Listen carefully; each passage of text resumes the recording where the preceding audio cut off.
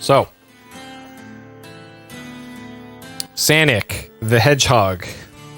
Sega Genesis, the proper name for this system. It's also called the Mega Drive elsewhere, but this is called the Genesis, baby. Genesis does what Nintendo don't. 1991 platformer, developed by Sonic Team, published by Sega. And this will be the start of my stream playthrough of this. So I got this game kind of when it was new. So I was born in 85, and I would have been about 5 or 6 years old when this came out. Well, 6 according to the date there. So this is one of the earlier games that I played in my childhood, and I vividly remember playing this a whole lot and getting like a third of the way through the game, and I don't think I ever really beat the game. I think I even got a Game Genie for Genesis to play through games like this. I don't really remember ever beating the game though. So this will probably be the first time that I ever beat Sonic the Hedgehog 1, 2, or 3, because those are all in the backlog. And yeah, I think back then when we got the Genesis, I had already the family already had an NES, so we were going from an NES to a Genesis, and I remember, man, what a big difference that was going from NES games to this thing. It was like night and day. Are you gonna go for all Chaos Emeralds? I don't even know where they all are. I think you have to do all the bonus stages properly to do that. I think for all of them, and I guess I can try to get them, but it's not going to be the objective of the playthrough. The objective of the playthrough is to get to the end of the game and beat it. I'm not going to become the Super Sonic, I guess. But we'll see. Yeah, the first game Emeralds are a pain. Yeah, I could believe that. All right. So, here we go. Sonic the Hedgehog. There is Mr. Sonic. He's got the attitude. There's 4 giant rings in the background back there. This is the official Genesis seal of quality. So, it's pretty much what Nintendo also had on their game boxes back in the day, because there's so much trash on the like the Atari systems back in the like late 70s, early 80s. There's so much trash on those systems that like people were spending a lot of money on these game cartridges, and it was just the worst games ever made. So in order to combat the stigma of like potentially getting a bad game or something, you would have the seal of quality on your Nintendo and on your Genesis games, that you know that you're getting a great game. But sometimes they put that seal on some not so great games, so it is what it is. There's also no rating on these, so this also predates the rating system for games, because that was kind of when Mortal Kombat came out in 93, I think. It was kind of like in the back half of the Genesis life cycles when they started doing ratings for video games. So you're not going to see any rating system stuff on the game box for this. It's Super Sonic, super speed. Busts the video game speed barrier wide open with Sonic the Hedgehog TM. Blaze by in a blur using the supersonic spin attack. Loop the loop by defying gravity. Plummet down tunnels, then dash to safety with Sonic's power sneakers. All at a frenzied pace. Sure. Super graphics. Help Sonic escape bubbling molten lava, swim through turbulent waterfalls, scale glistening green mountains, and soar past shimmering city lights. There's even a 360-degree rotating maze. You've never seen anything like it. That is true. It had all of those things. Super attitude. Sonic has an attitude that just won't quit. He's flippin' funny, yet tough as nails as he fights to free his friends from evil. So just wait. Sonic may be the world's next superhero. I don't know, like, some of the attitude, I guess, comes through in the animations in the game and how Sonic is drawn. But the flippin' funny part, I guess I'll have to take their word for it, because I don't know how they convey that in a game like this. One player, Sega Genesis and Sonic the Hedgehog are trademarks of Sega of America. 91 Sega, South San Francisco, printed in Japan. I wonder if that means the cartridge was assembled in Japan. I don't know. So here's what the cartridges look like. They are kind of about that big. So about half the size of a NES cartridge and like 80% of the size of a Super Nintendo cartridge. They're pretty compact. And the boxes that they came in were about the same size as a VHS tape, which I know for a lot of you that saying that won't really give you a good idea of how big they are. They're about as big as a like DVD case, except like 3 times as thick. And they open like that, and you just put the cartridge in there. So that's how these were distributed. And the nice thing about these is that you could easily put the cartridge back in there and like put it on a shelf. I remember that being an issue with like Nintendo stuff, like the NES and the Super Nintendo. They come in like these. You get the game cartridge in like a cardboard box thing. That once you took the game out, it was like, okay, I guess I'm throwing this away because it's cardboard. But the Genesis stuff came in this nice case that you could store your game in and put it on a shelf. Yeah, no, what's a DVD? Yep, that too. Okay, so Sonic the Hedgehog, huh? So this is the manual that comes with the like Sega Ages thing, I think, is what this is from. All right, starting up, set up your Sega Genesis. Yep, put your cartridge in. So the system that I'm using is the kind that looks like this. It's actually got this this headphone output. Oh geez. Okay, I'm not going to be drawing much in this, I suppose. But there's a little headphone output on the front here. And that is what I use to get the audio output from the system, because the original version of the Sega Genesis does not output stereo sound unless it's from that thing. So I can actually I'll show you. I'll show you. It's this kind of really dumb thing you have to do to get audio from it. So right there, you have to have this little cable going out to the thing on the back, and then that's how you actually get audio for your system. It's so stupid. It's so stupid. All right. Okay. All right, so here's our objective: crush Dr. Robotnik. So at this time, Dr. Eggman was actually called Dr. Robotnik. I think he was called Dr. Eggman in the Japanese and maybe PAL releases in the Europe region. But for the evil doctor that I remember from back in the day was called Dr. Robotnik, and he will always be Dr. Robotnik to me. Dr. Evo Robotnik, the mad scientist snatching innocent animals and turning them into evil robots. Only one tough dude can put an end to the demented scientist's fiendish scheme. It's Sonic, the real cool hedgehog with the spiked haircut and power sneakers that give him super speed. Help Sonic fight hordes of metal maniacs and do the loop with the supersonic spin attack. Speed down twisting tunnels and swing over dangerous booby traps, leap across lava pits and dodge burning rocks, then splash through the chilling waters in an underground cavern. And if you're lucky, you can warp to the secret zone, where you spin around in a floating maze. Okay, you don't have to be that lucky. It's pretty easy to find.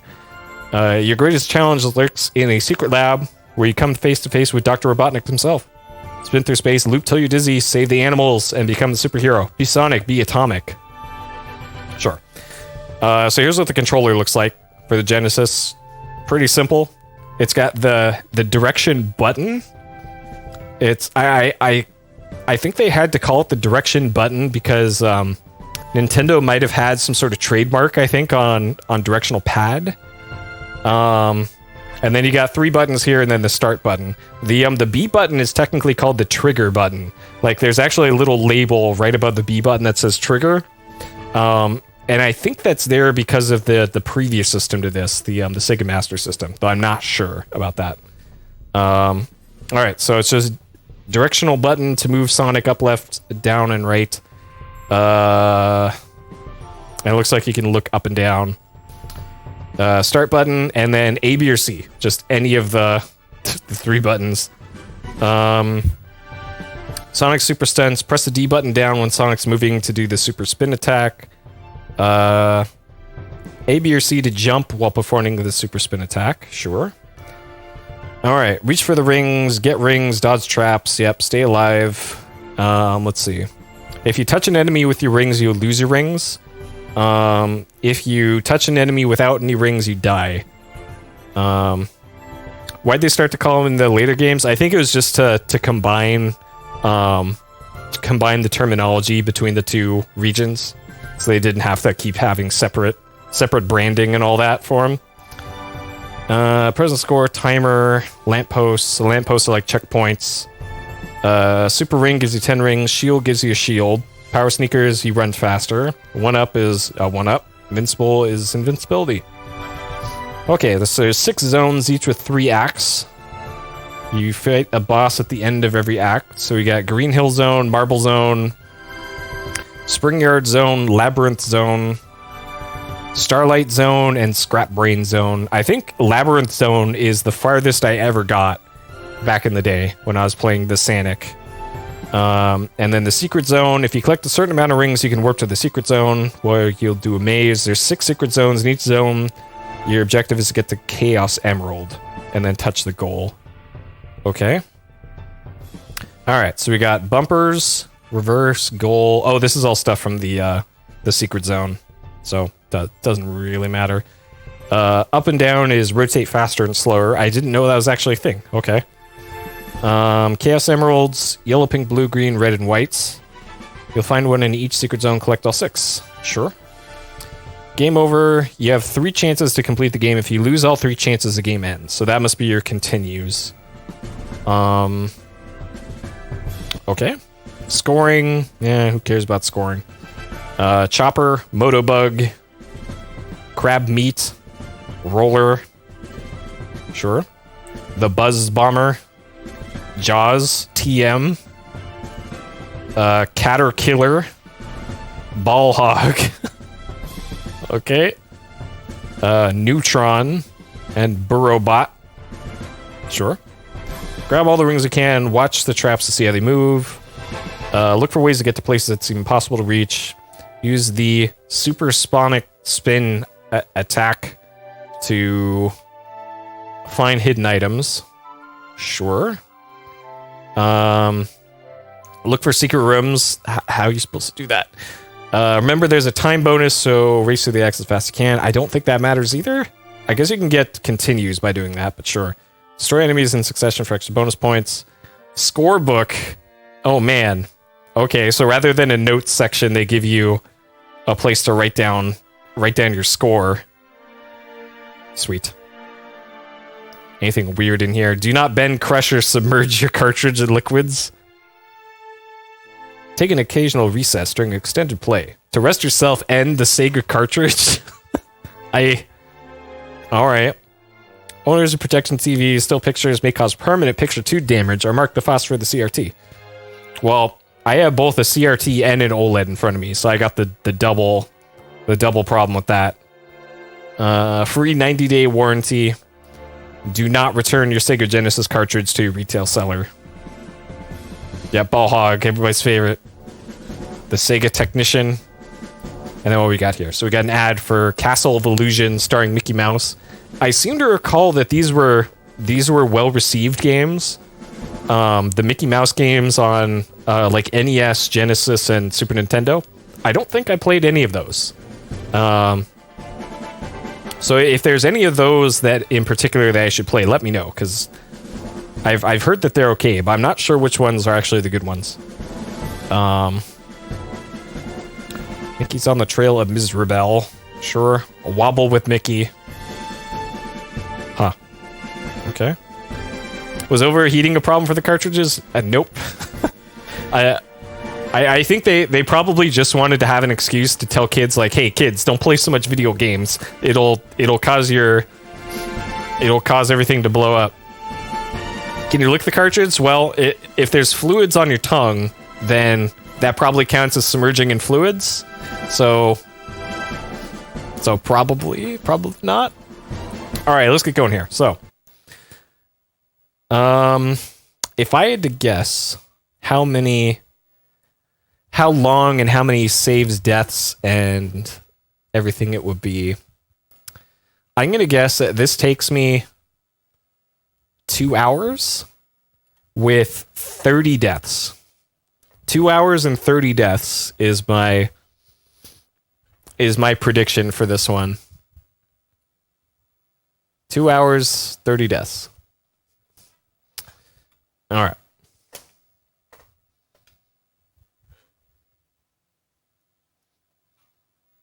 Oh, I didn't get... Okay, hold on. I don't have the audio turned on. We got to get the most important part here. Let's see. That one. And I got to turn it up on my end because I can't hear it at all. There we go. All right. Very important that we get the full experience here. All right, here we go. The most important part.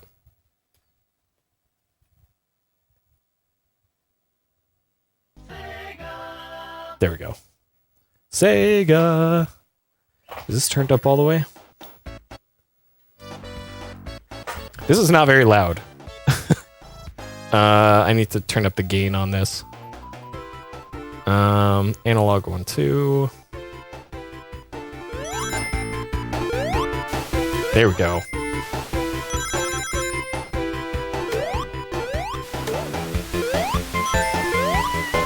There we go. All right. All right, one more time with feeling game.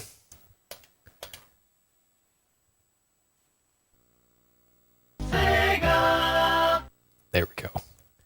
There we go. All right, let's do it.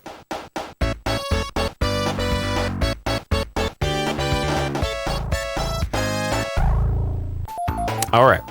Also, another thing you might notice, weird about this, in the lower left-hand corner, you might be able to see these little pixels that are changing color really rapidly.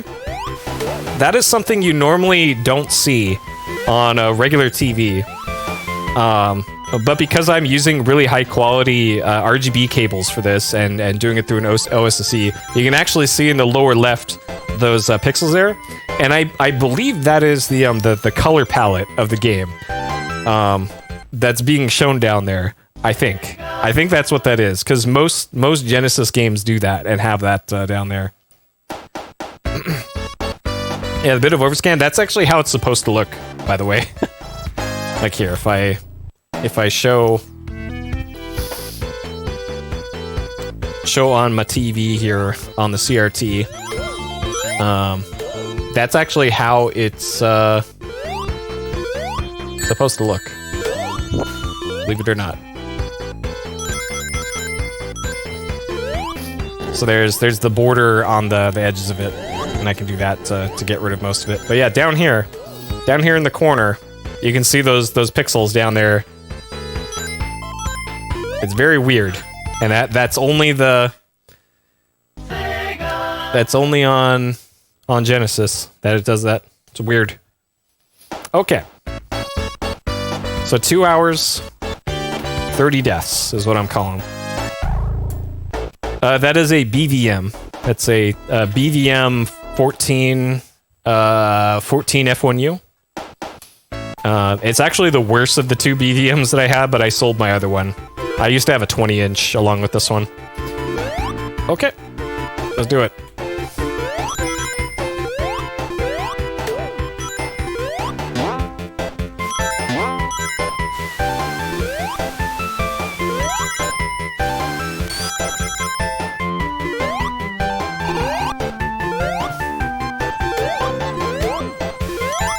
Well, the thing is with overscan, at least the Genesis tries to fill the whole screen. The Super Nintendo doesn't even bother filling the whole screen. Like it's pretty clear technically which system is generally better at stuff like that. And the Genesis is just so much better at it.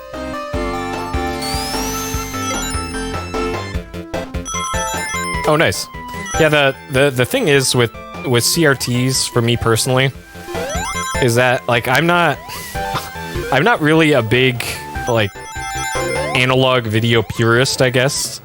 The only reason I got the BVMs before was I just heard it's just night and day so much better for everything. And yeah, it is compared to the like a lot of other CRTs, but honestly, I find myself just plugging stuff into the OSSC and then to my OLED TV and just playing it on there for the nice clean look, because I don't care about scan lines.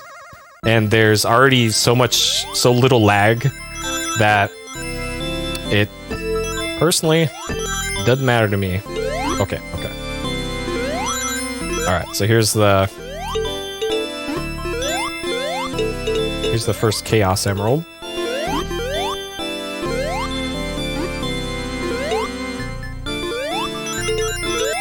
Yep. Alright, got him. 19 inches for a lot, yeah. Yeah, that makes sense. I've actually got a big CRT PC monitor that I'm going to be getting rid of sometime in the near future. And those things are only going up in price rather than down, because they don't make them anymore, they don't grow on trees.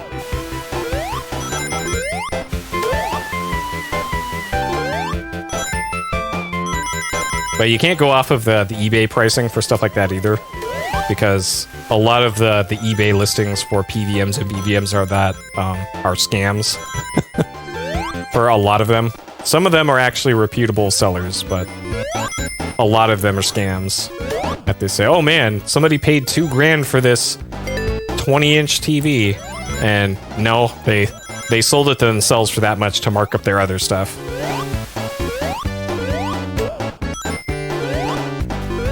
Alright. Yep, good old smashers. Well, the thing is that most like modern PC gaming LCDs, the response rate and the refresh rate on those are so high. No! Fuck!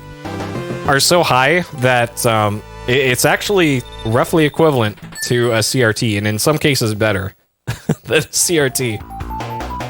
And you don't have to deal with all the bullshit that comes with CRTs. Okay, so apparently there's 6 secret zones, and there's a whole lot more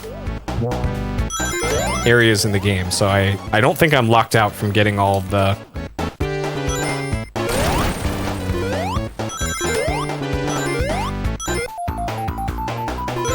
Chaos Emeralds.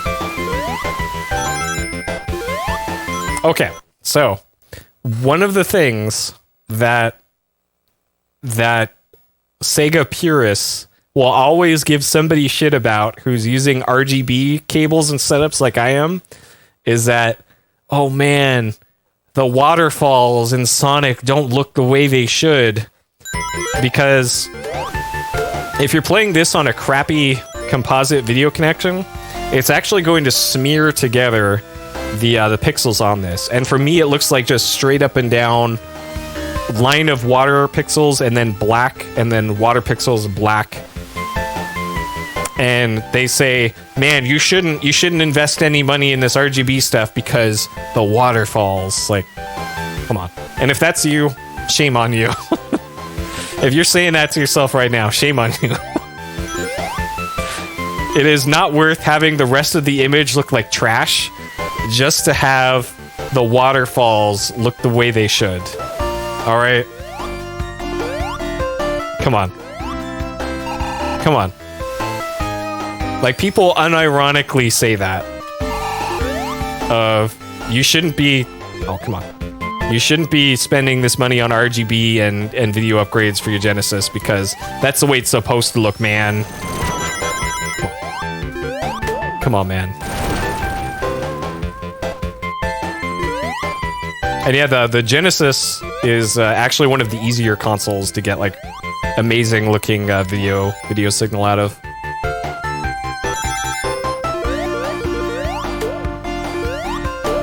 Am I in stage 3 or 4?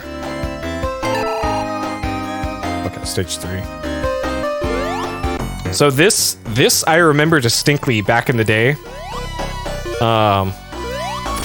I was actually having trouble beating this boss, and then I remember there was a TV show or something, or maybe it was a VHS tape that I saw.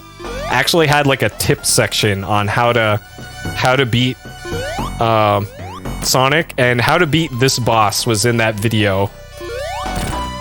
And I remember actually having trouble as a kid with this boss until I saw that video. And this is like one of the easiest brain dead bosses in video games.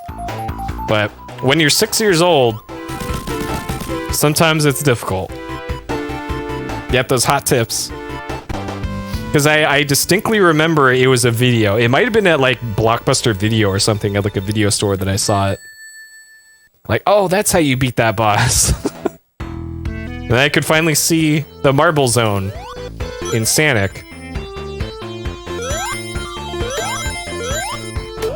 Okay, so those things, you either have to hit them right on the head or roll into them. Or roll into them and still get hit. Okay, cool. Give me that ring. Give me that ring. Okay. For whatever reason, the down input is not working so well. It's totally the controller, not me.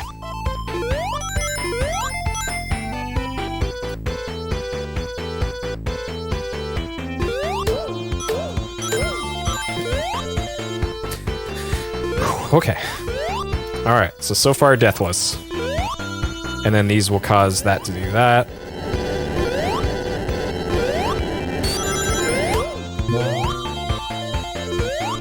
Wait, is there something up there? Huh. I can't even remember the last time I played this. It's been... God, probably since the early 90s, since I played Sonic 1.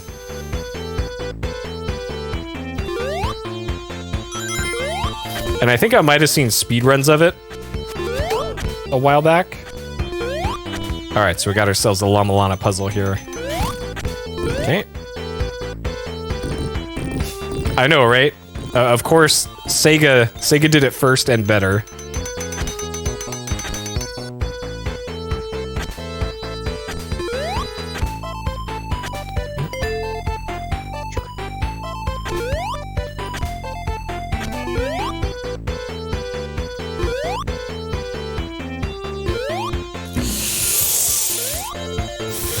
Okay. Good thing I left this back here. Oh no! Okay. Okay. Yeah, I think I've...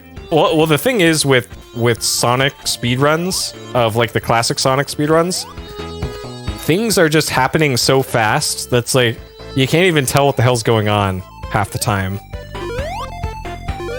It's like watching a speedrun of La Milana and not knowing the context of anything that they're doing.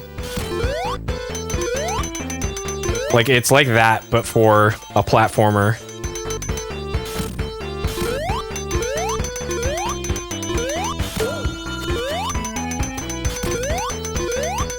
Of course, bats are always an issue in any video game.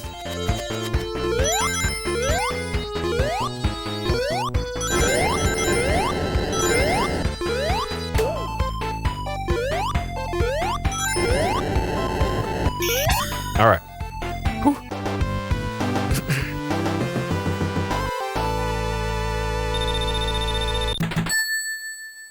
Zoe 2 got the same spec. Yeah. I don't think I've ever even seen Zoe to the Enders 2. I played the hell out of 1.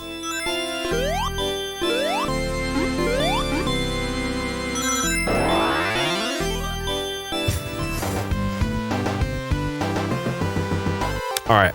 I think the Get All Chaos Emeralds dream might be dead.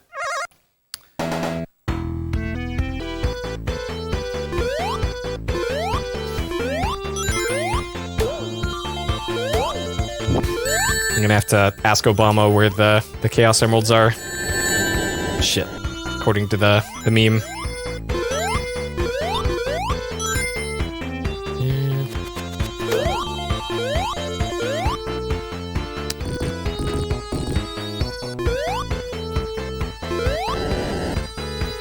Yeah, that's kind of the problem with some like really technical speedruns is that some of them things happen so quick that you don't even know what's happening is impressive. Which is it's why you also rely on having good commentary during stuff to tell you like, hey, this is super impressive what the runner just did. Because if your commentator is also passing it off as, hey, this is, yeah, I guess he just did the trick that skips half the game again, haha. Like, that also can make or break a good marathon run. All right, this time.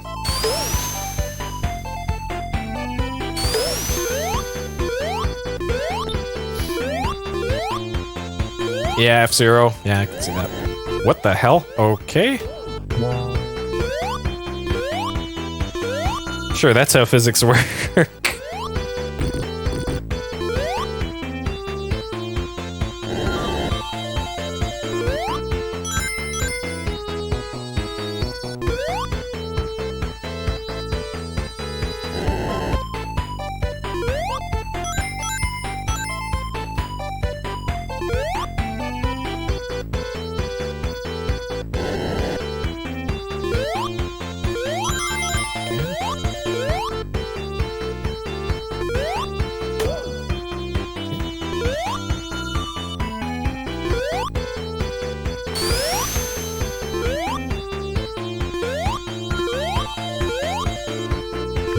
Not sure if I'm supposed to go left or right here.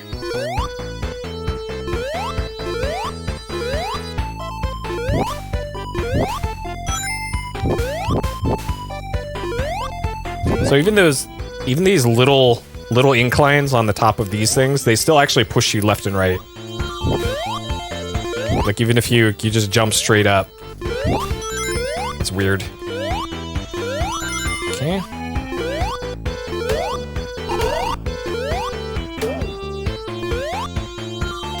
Ocarina of Time, any percent? I used to watch runs of that. Even though I still have yet to beat or even play really Ocarina of Time. I did enjoy watching that run, even when it was just a ton of RNG. But God, that was like 2014 last time I saw anything with that.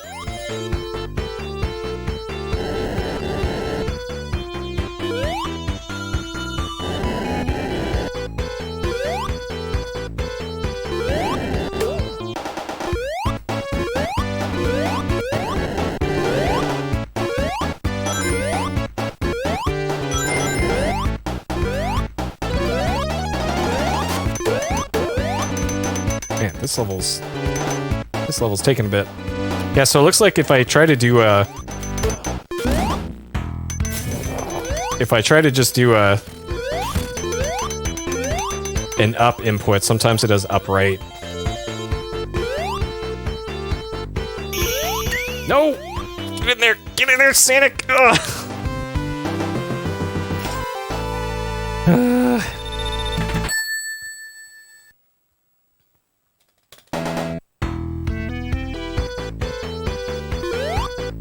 Yeah, I never even got to Water Temple in my playthroughs. I think what I actually did was I emulated OOT. Back then, it was probably like 99 or 2000 on like Ultra HLE. On like those really early emulators. This is probably where we're supposed to go.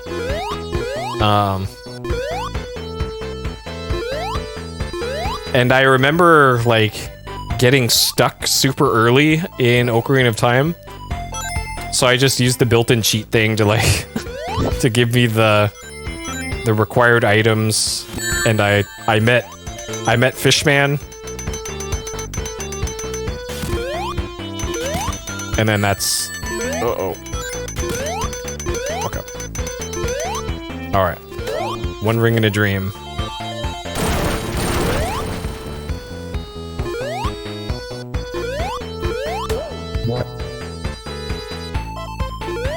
The emulators back then were surprisingly okay. Like they had trouble with stuff like GoldenEye. But like Super Mario 64 and Zelda, they worked just fine.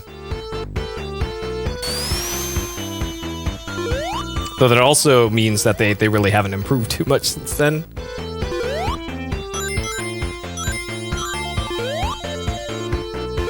But yeah, those are crazy days. Like in like 1999 onward, it was like, hey, there's an emulator for like everything, including current systems.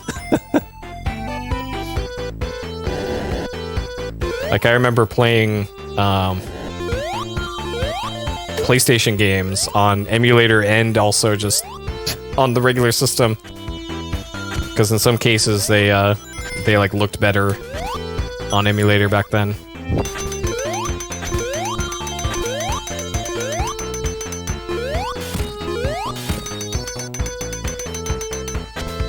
Yeah, the thing that got me in emulation was actually Game Boy emulation, because I didn't have a Game Boy back then, and I think I wanted to play Pokemon. I think that's what got me into it, and of course I never beat Pokemon. Because I only just recently beat Pokemon. But that was kind of the impetus, and then it was like, oh hey, I can play Super Nintendo games on this, and then N64 games, and then replay like NES and Genesis games from my far back youth of 8 years prior to then. Yeah, Z-SNES was awesome. The one that had like the bloody skeleton hand as its mouse cursor. Like now that's a UI. That is how you do a proper user interface. Make it like zombie themed. And then there was like a Christmas theme for one of them with like snow on the screen. Man. It was that particular aesthetic, and like Winamp skins are the things that really bring me back the most to that time. Like seeing Winamp skins and then seeing screenshots of Z-SNES. I could actually probably put Z-SNES and Ultra HLE on my DOS machine at some point. If we could take a look at jump in that time machine and see how emulation gaming was like back then. Because my machine is 99 is when the parts came out for it. So it would be right around when all that stuff was coming out. You still use Winamp? Nice. Yeah, I switched over to Foobar at some point.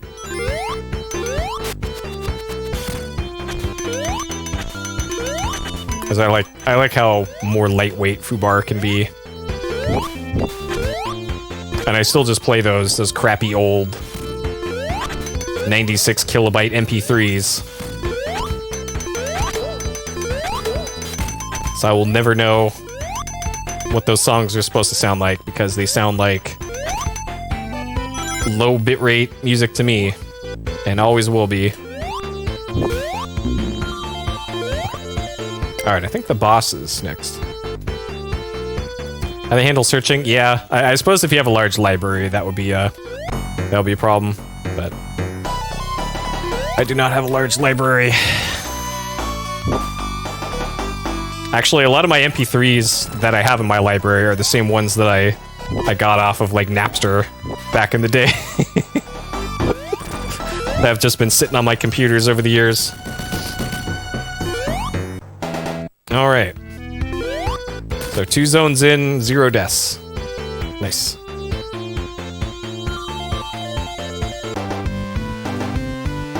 $20,000 tracks, nice. Now the old Napster files. Yeah, finding those songs back in the day, real pain in the ass. I know, get out the world's tiniest violin, but trying to decipher, like, hey, is this a real file? Is this a virus? Like, clearly the ones that are like 10 kilobytes, probably not the real file, but that was kind of a lost art. I don't know if kids these days have to have a certain skill like that, or if that translates to anything that they'd have to do with modern stuff. Maybe looking for torrents, I guess. Or TV shows, I guess. TV shows, movies. But that was a very unique thing that you had to do back then. Trying to navigate the E-donkeys and the Napsters and the Kazaz.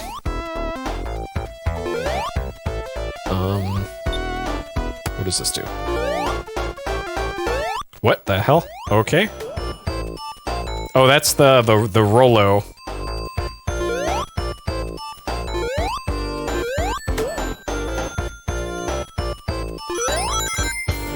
Okay. Whew. Hello, Richard. Welcome. Hand ripping waves. Yeah, that's how you do it. Oh, man. Okay. Well, it looks like at least you don't get knocked back if you're under a low ceiling.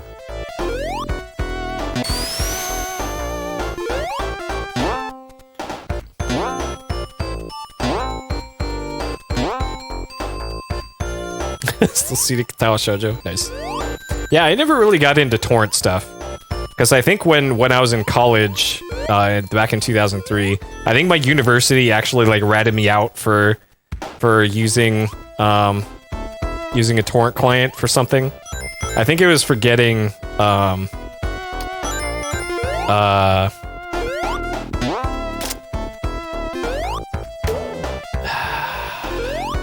was it for?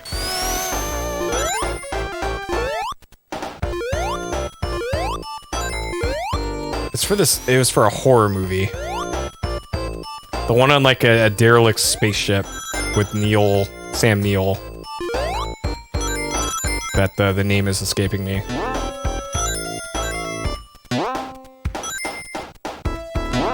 Yep, and on the ground floor are the good ones. Oh shit.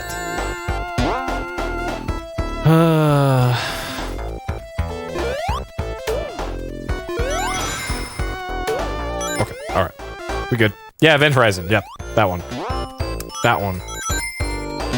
Yeah, I think I downloaded a legit copy of that.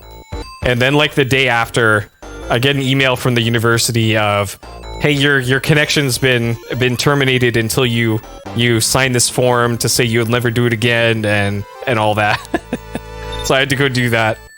And that kind of scared me off from torrenting stuff. Then I switched over to Usenet, and Usenet, way better. Way better than torrents anyways.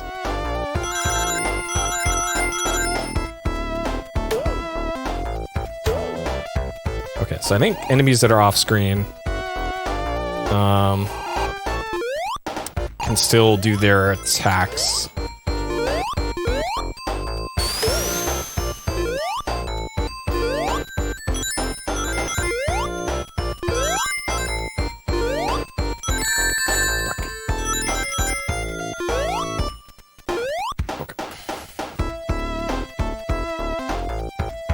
Oh, I got that with Call of Juarez. Nice.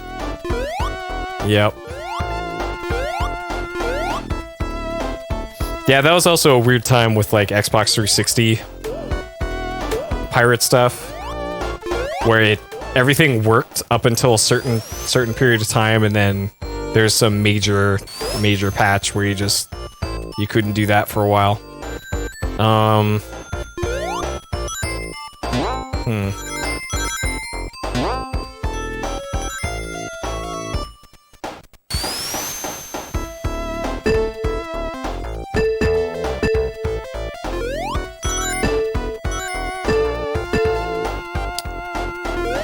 There. Okay, that's probably still the way forward. I seem to remember there's multiple ways through these levels.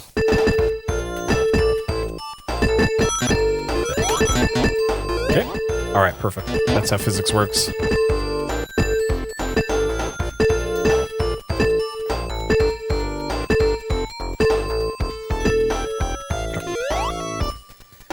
Remember hitting this level? Yeah.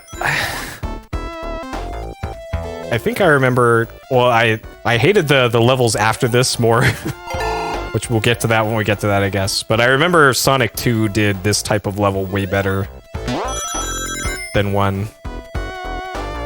With like, I think it was a casino zone.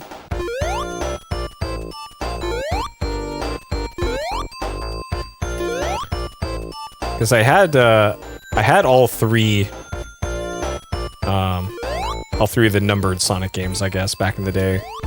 Never beat any of them, but I did get far enough into them.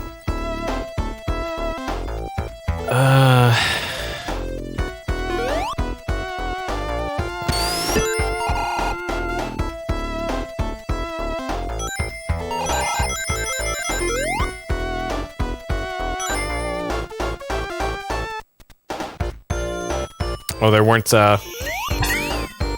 FTP things in Europe. Yep, and Knuckles, everybody's favorite meme. 40 parts from Rapid Cherry. I remember that. That actually wasn't even that long ago. No, no, no, no, no, no, no, no. Fuck.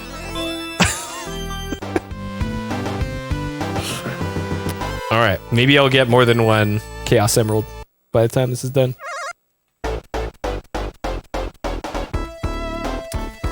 All right.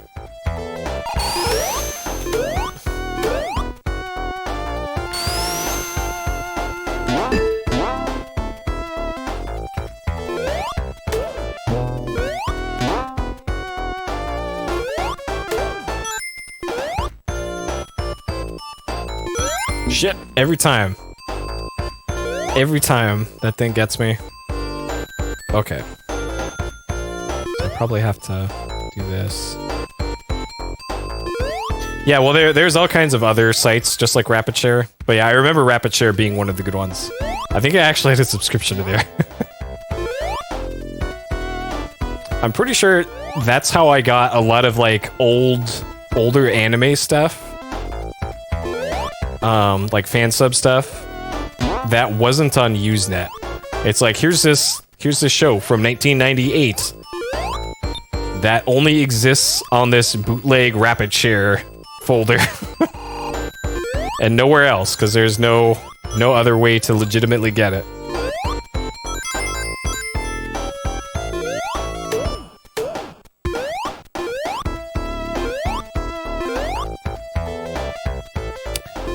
Yeah, there's also Nya. Yeah, I remember that site.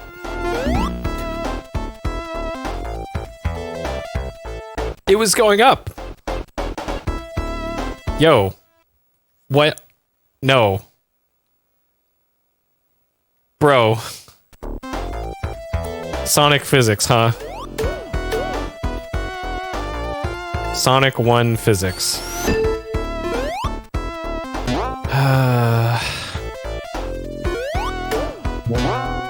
Okay. Note to self, don't do that. Okay, not gonna get me this time.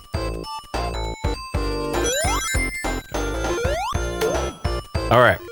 Let's be slightly more careful.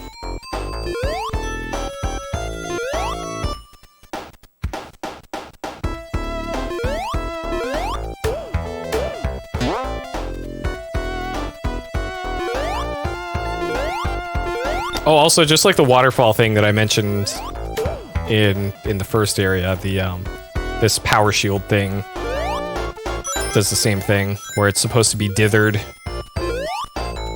So, oh no, we're not getting the proper Sonic experience by using quality RGB cables. The waterfalls and the power shield don't look the way they should. Okay.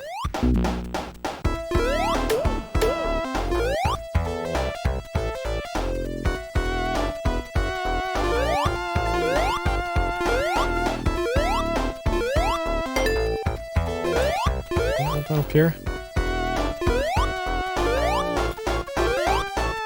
Oh. Okay.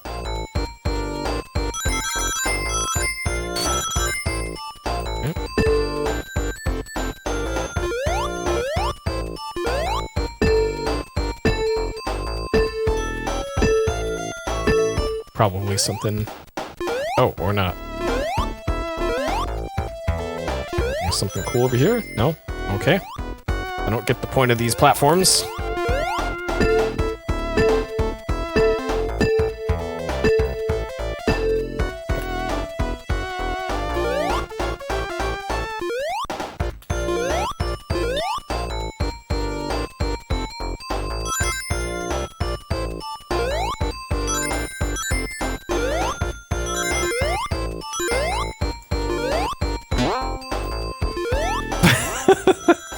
Almost. Oh, you could probably get out ahead of that. Oh.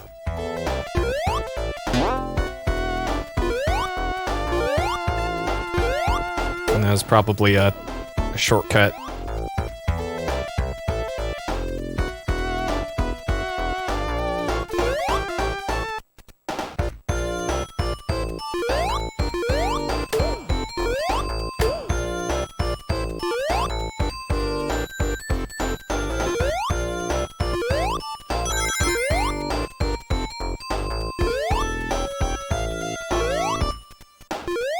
I do like I appreciate the kind of generous hitboxes in this game, at least.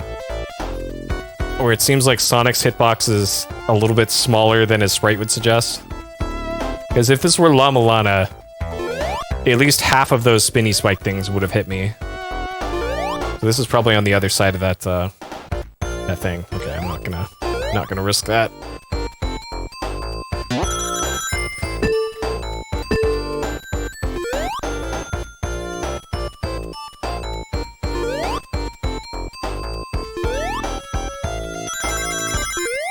Oh, sick. Okay. Oh dang, I need to get 4 more rings.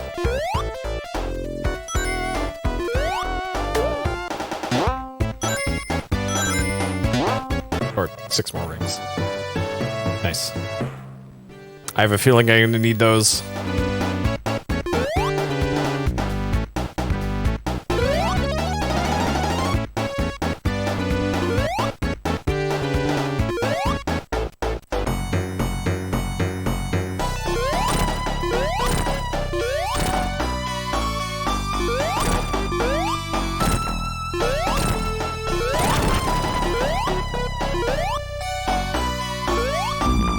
Yo, no way!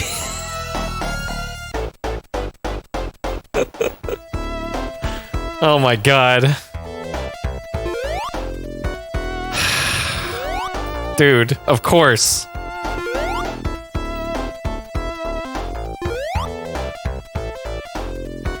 Good thing I got that extra life. Well, I don't think any rings are gonna do. Actually, I do need rings. Okay, any rings down here? Nope, only death. Only death awaits me down. Fuck.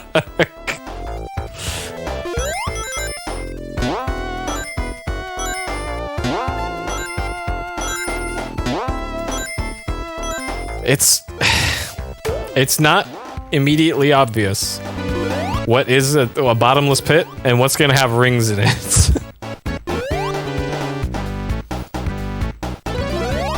Well, hey, at least in Llama Lana there weren't any bottomless pits that would just murder you. It was everything else that would murder you.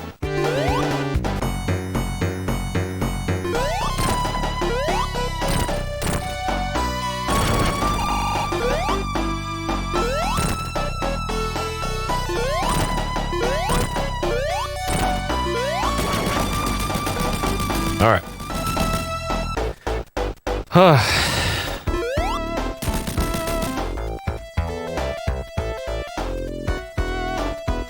Bottomless pit in the Chamber of Birth? Really? What part of the Chamber of Birth? All right. This area. This area still traumatizes me to this day.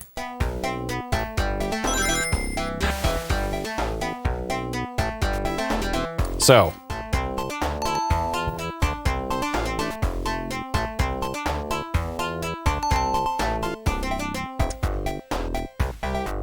here's why.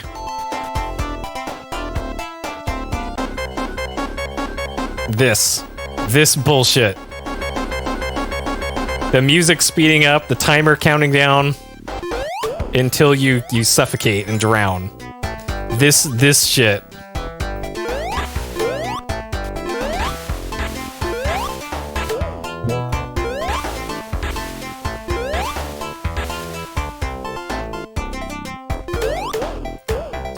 And there's at least air bubbles, like right here, these things spawn air bubbles. So it's not like you're completely shit out of luck.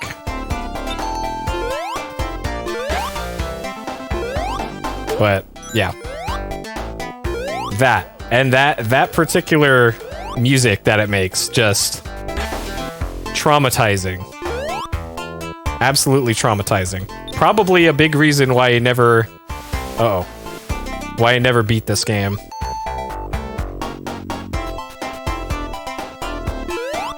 Because if I remember correctly, Sonic 2 and 3 didn't have this, I don't think. Or if they did have it, it was probably, like, less punishing. Fuck.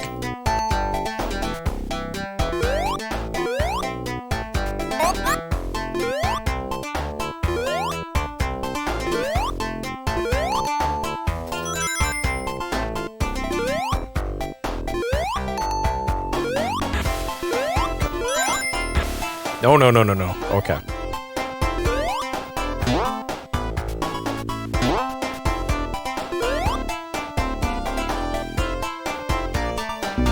Yo, I was pressing down! What the fuck? I wonder how many of these deaths are gonna be because of the D-pad on this controller I'm using. I don't have any other Genesis controllers.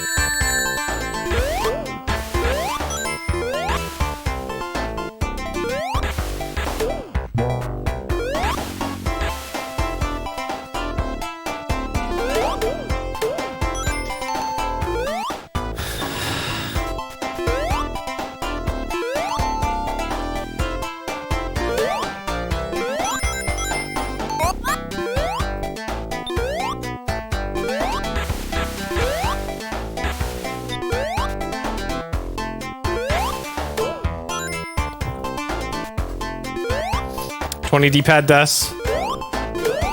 That might be accurate. I think I said 30 deaths for this. 2 hours and 30 deaths. I don't think this game has a checkpoint or like a button input for... Where is this? Okay. I don't think there's a password system for this one.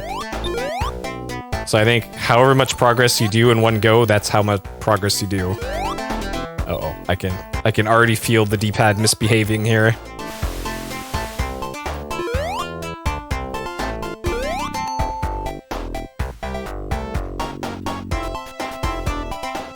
I do like the music in this area, at least. Got a nice beat to it.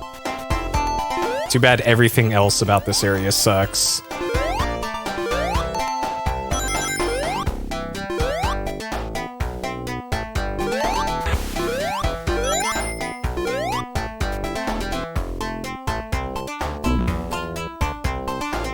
Okay, so I guess it doesn't matter if you press down up there. That'll just kill you every time anyways. Okay.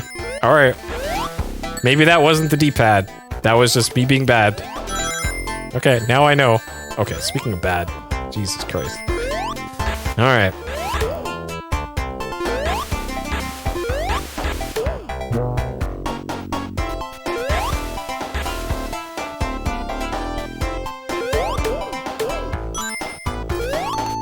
Yeah, off-screen is still death. I marked it as a death, didn't I? I hit the button.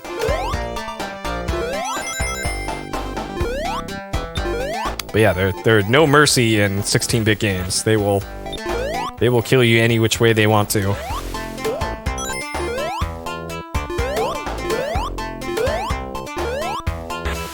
And this ain't no Mario game where you could just infinitely continue.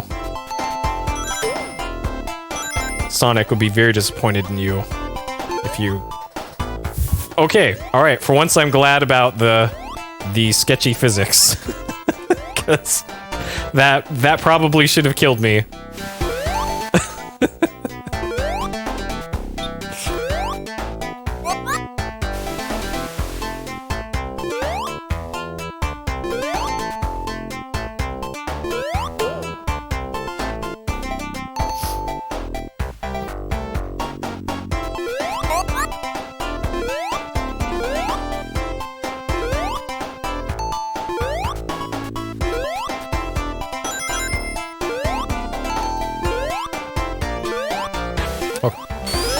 All right, let's not die over and over again. Right here, at least.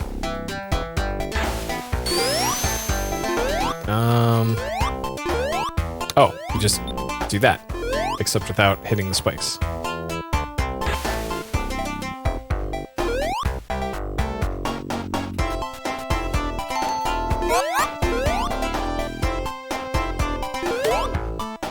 All right, finally. Don't have to do the start of that level anymore.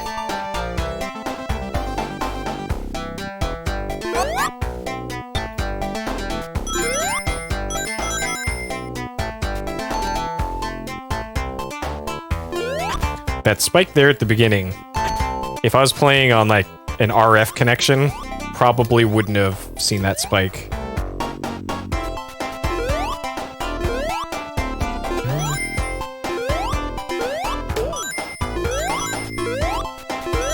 I actually use a smartwatch that I got for cheap on eBay, and I programmed a Android watch app to interact with my save and death thing. So neither.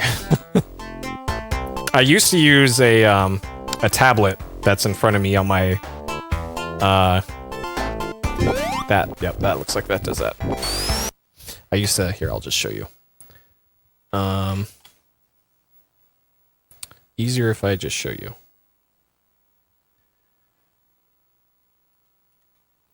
I used to use this Android tablet, and now I use this, and I just hit a button on the side of this this watch, and that's what also grabs the heart rate data that you see right there. So that was primarily why I got that thing for heart rate monitoring. Oh no, okay, all right.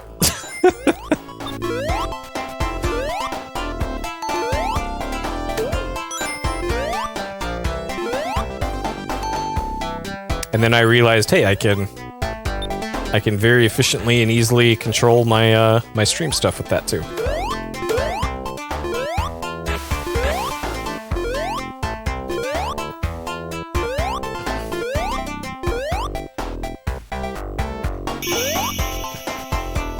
Not enough rings. Tablet the same setup? No, before like 5 years ago, 4 or 5 years ago, I was mostly doing PC stuff, or I was in front of my PC most days. So I actually used the keyboard on my stream computer. The numpad on the right side of the keyboard, because there's a full keyboard. It was numpad 0 was deaths, and numpad period was saves. And since most of the stuff I played back then didn't require those keys to be used for normal gameplay, I could just have it like that for everything. And even if I was playing a PC game, it generally didn't matter. So that's how I did it back then.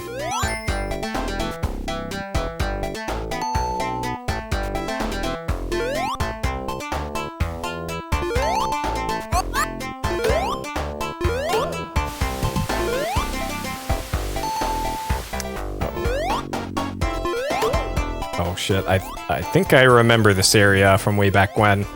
I think this is the area that caused me to stop playing this game. Because I think the water's about to rise. No! Okay. D-pad, come on.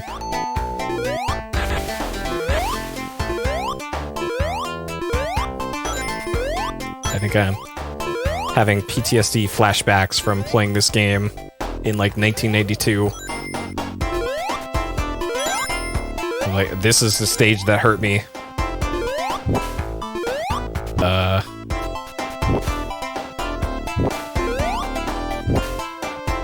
Okay. We need to find the pedestal and put a weight on it. Oh. Okay. Was that really it? Okay, I was joking about that, but okay.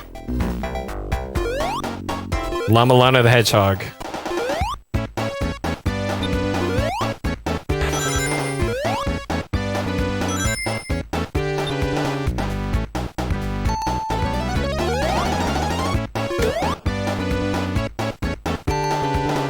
I think you can still drown even if you're invincible, though. Okay. Yep.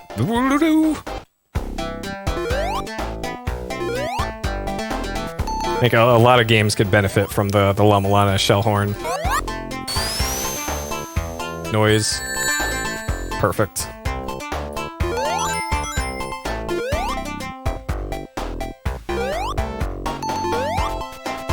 I got no scope by that thing.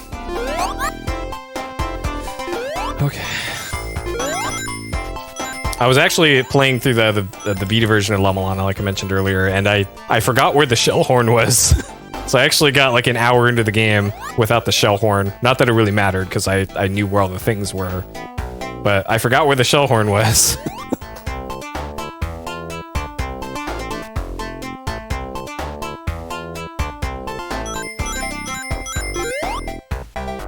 Okay. This is looking like a boss area. Oh, or it's the end of the level. Okay, that works too. Man, this controller kind of hurts my hand a little bit. Ugh.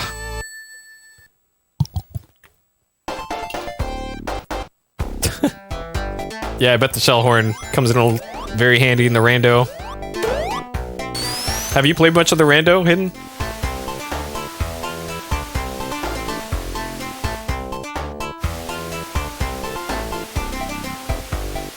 Because I'm not sure if that kind of game could even do like random exits and entrances. Oh, I guess it can whenever you leave a zone.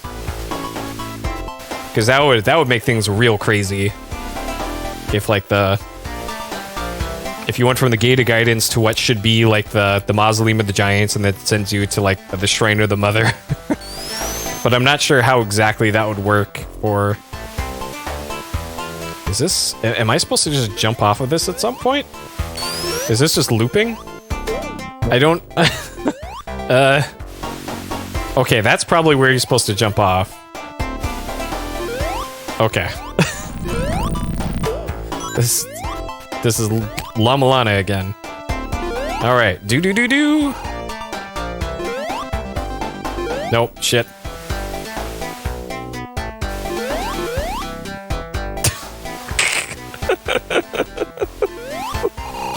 Alright. We got there eventually, okay. 7-year-old Puri probably didn't figure that out any quicker.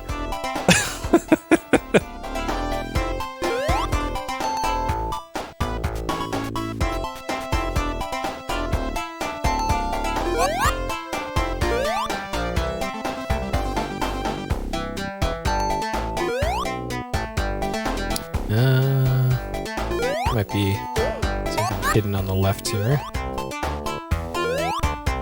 Nope, we're not.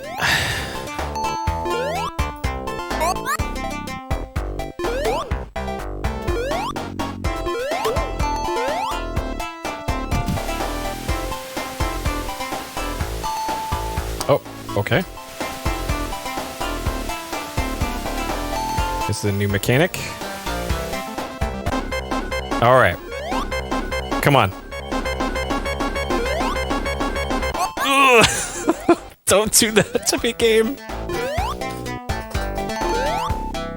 All right. Let's get this on the way over.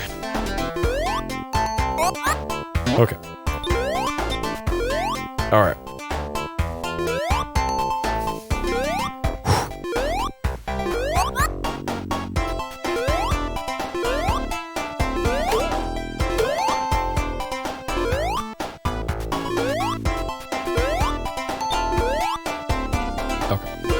Alright, checkpoint. And then we get a cork thing, so the water's gonna rise.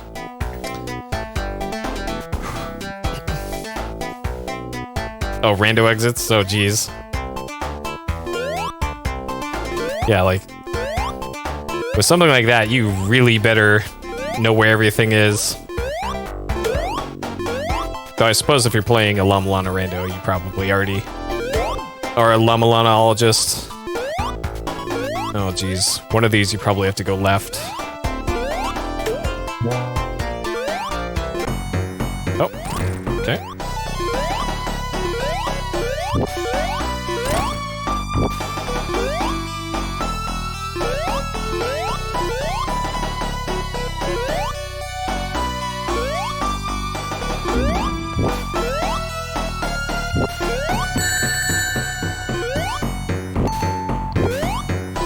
I think I've already screwed this up too badly. Oh, man.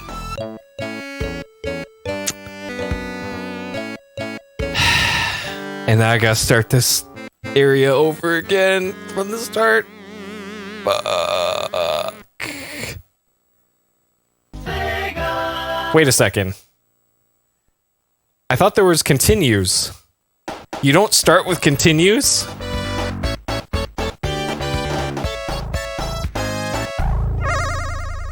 Oh, man. Oh, no.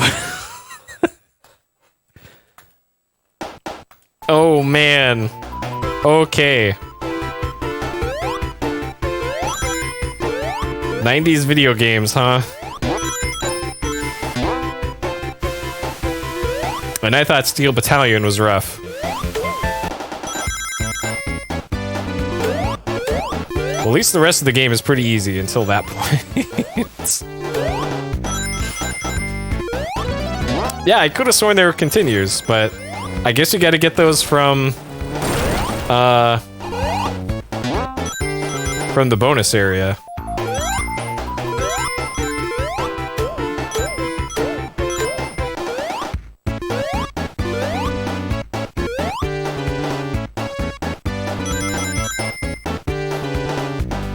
Alright, we're gonna get plenty of extra lives and also not lose any lives doing dumb things.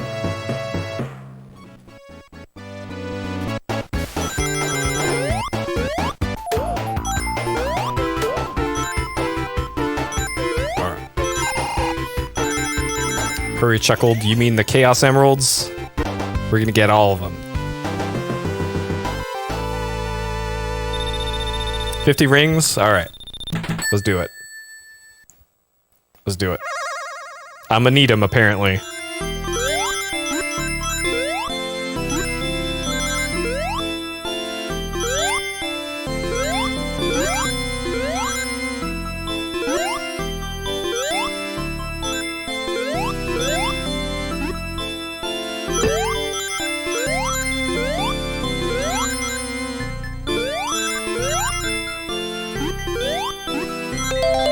Okay. Alright, that is a continue.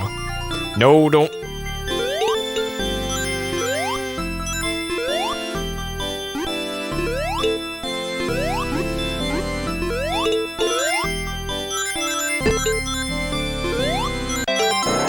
Okay. Alright.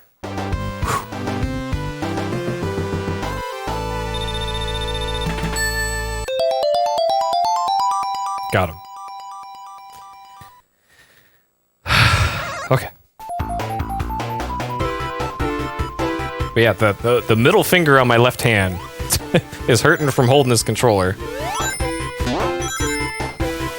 I don't know why either. Like it's not like this controller is oddly shaped or anything.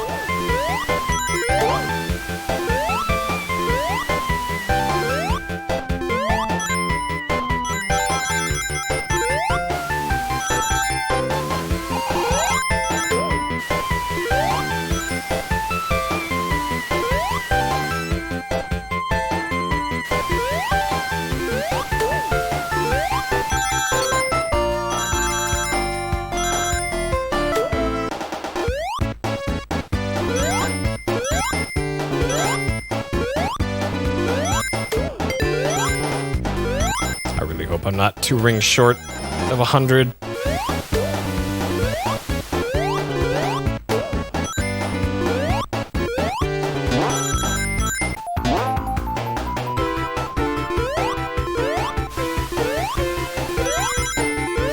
Okay.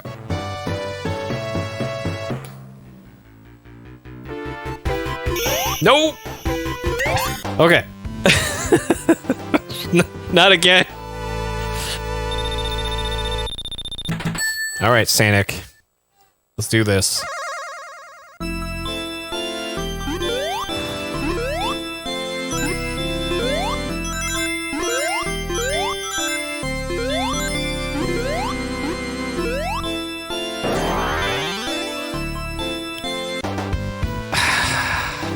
I don't know these mazes very well. Ugh, okay. At least they're the same every time, so I can, I guess, memorize them. But then I'd have to memorize them. It might come to that, though. Who knows?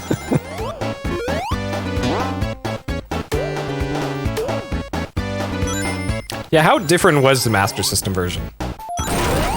Like, I was surprised to even find out that there was a Master System version of this. Like, I guess they... I could have sworn that they made Sonic the Hedgehog specifically for the Genesis. And then I guess they didn't want to abandon their Master System customers completely.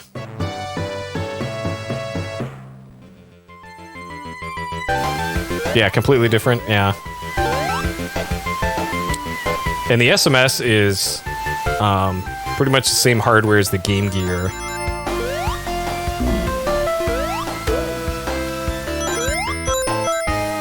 Which is actually a clever, a very clever way that they repurposed a lot of Master System stuff.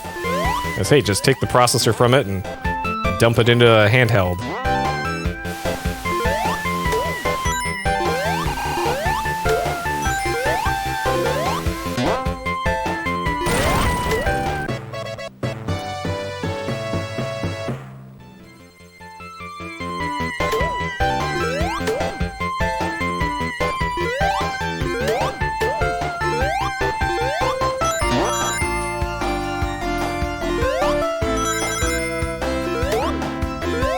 Yeah, it's a slightly smaller screen area, but still roughly equivalent. Alright, back to this extremely difficult boss.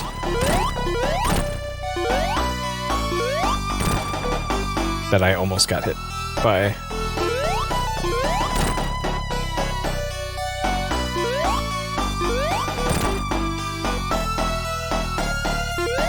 Perfect speedrun console.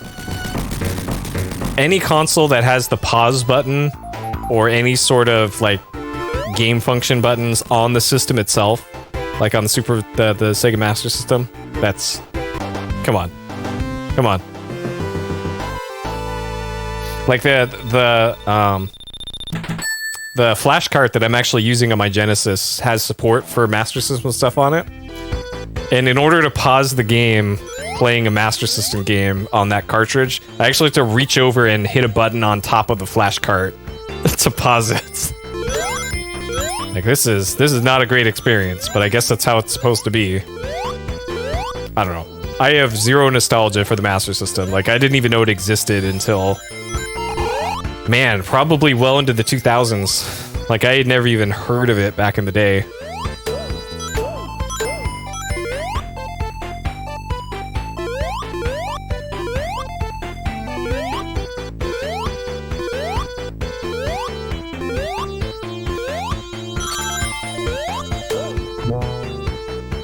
I know that the Master System was really big in, like, Brazil. I think it got a big following there. I think they're still making games for it in Brazil.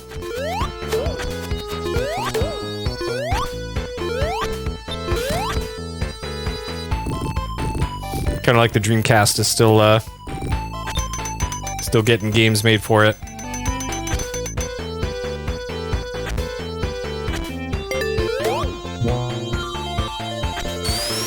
Popular in Europe too? Yeah. And I think over here in the States it was just kind of Nintendo or nothing, because it was probably because the North American market got just so burned by Atari and all that maybe that factored into why the Master System couldn't really capture attention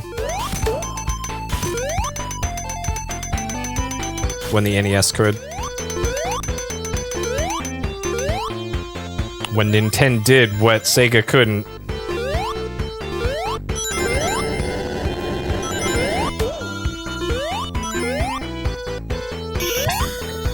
Alright, this time.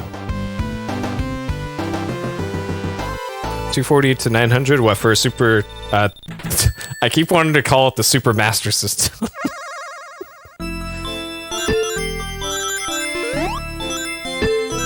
Yeah, according to us Americans, Brazil is definitely part of Europe, along with Australia.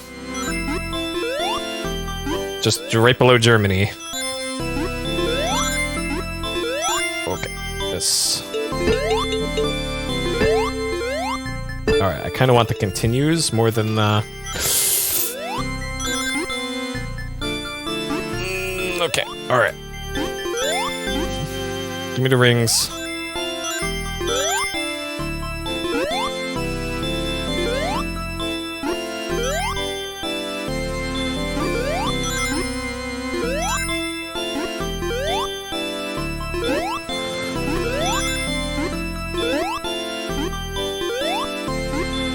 Uh-oh. Okay. Alright. There we go. Alright. Mission accomplished. The rest is just bonus.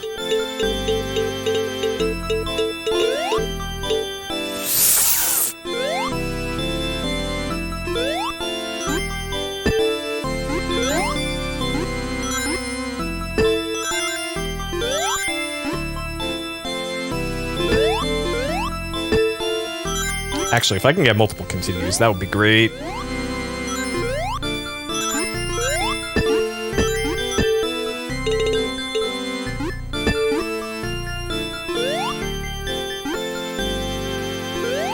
Hopefully this isn't making anyone motion sick. I apologize if it is. Okay. Alright. God, this is stressful.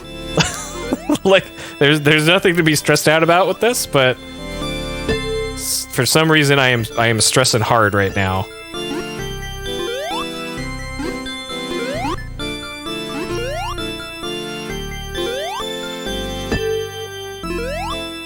I just want these rings.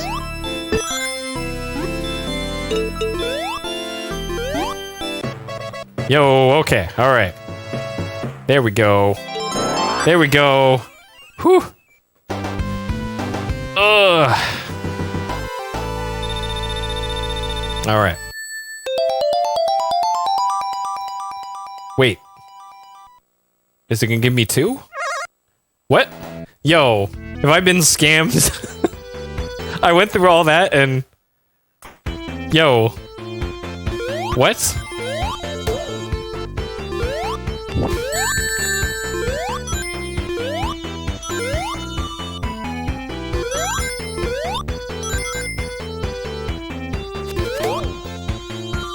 Yeah, I got an extra life, but I got 2.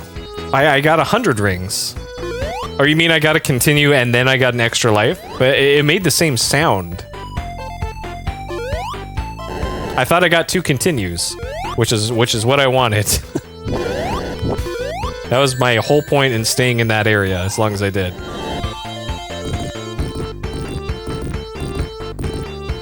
But the final screen didn't say anything about 2 extra lives. Oop. Okay.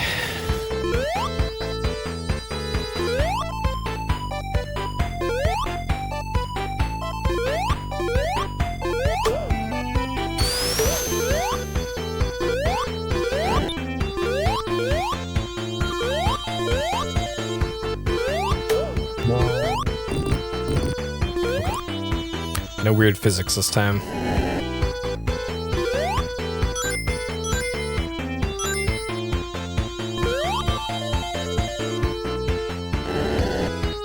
Okay.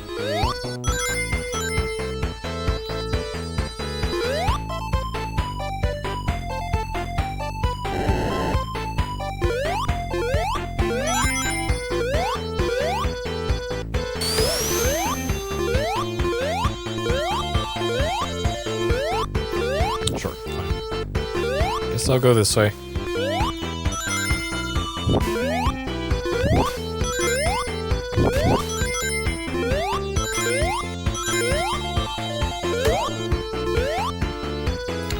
I need 50 rings, I think, for the bonus.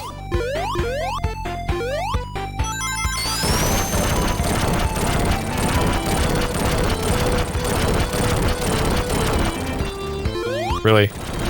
No bonus for that?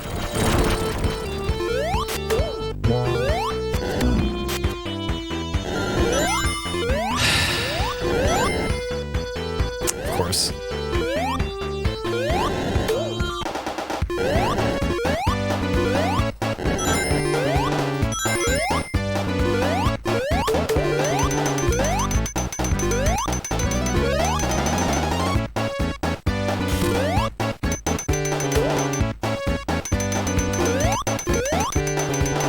So I'm thinking about what I might want to stream next time.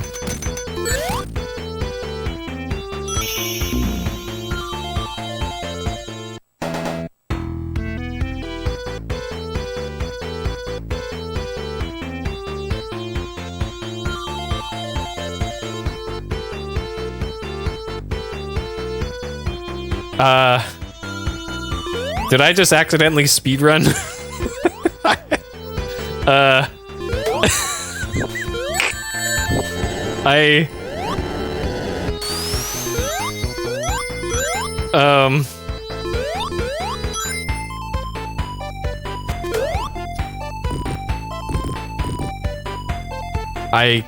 Yeah, I guess I can't help myself from speedrunning.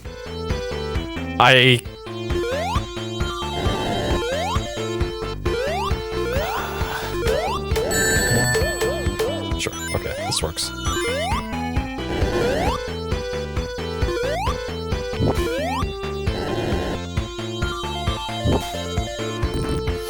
Okay, alright. What was I talking about?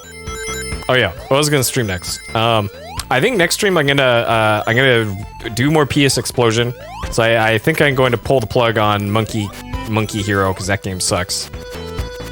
So I think I'll wrap that one up at the start, and then we'll do the whatever that dumb racing game. It's like auto destruction. And then I think for the back half,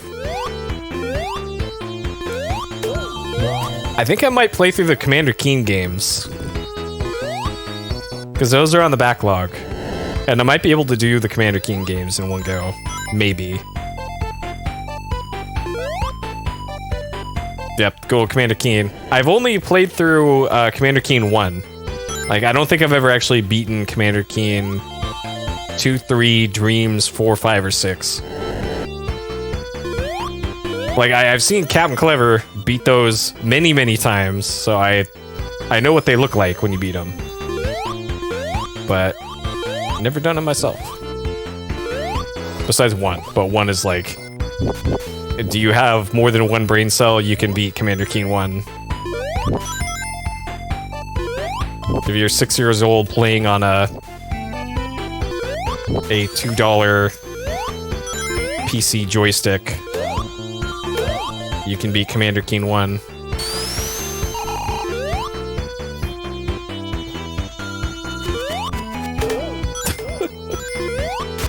Yep.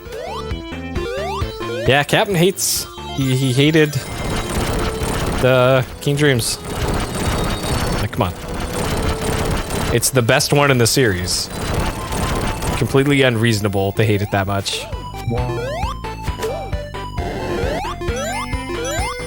Hopefully Cap's doing well. I haven't spoken with him in a while.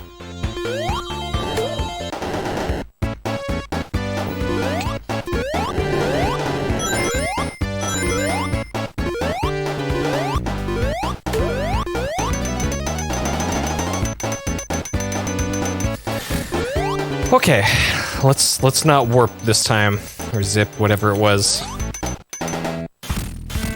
Okay. All right, it was right over here. Oh, not streaming often? Yeah. Yeah. Well, good that he's still around. Ugh. Okay. All right, this time This time I won't immediately fall into the warp.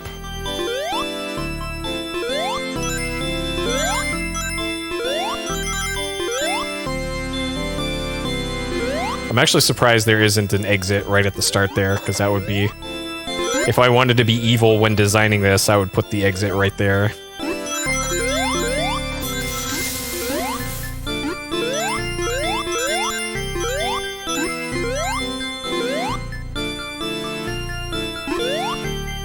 Kind of weird that there's no exits so far.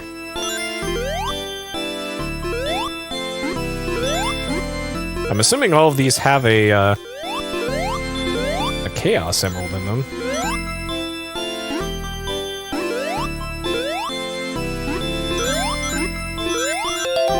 Okay. Alright, so that's the "you gotta continue" sound. And that's the same sound I heard earlier after I got another 100 rings. Or another 50.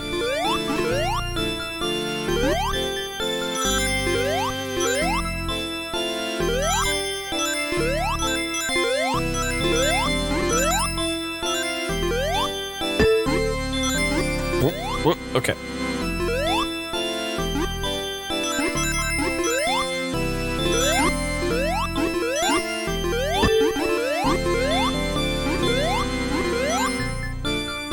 No! Okay, okay. Okay. Alright, follow the arrows. Oh, that is the extra life sound. Okay, I guess I was mistaken. Alright, so you can only get one continue.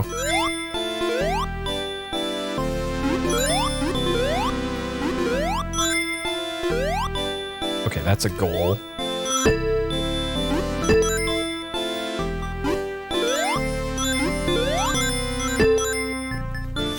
No, no, no, no. Okay, no. That's... no. Wrong way.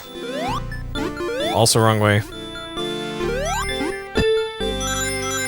Okay, alright.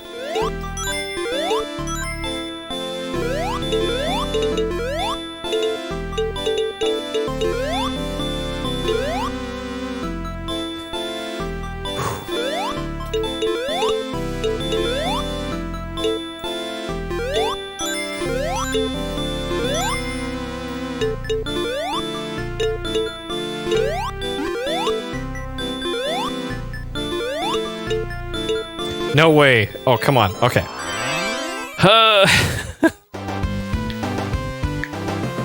All right.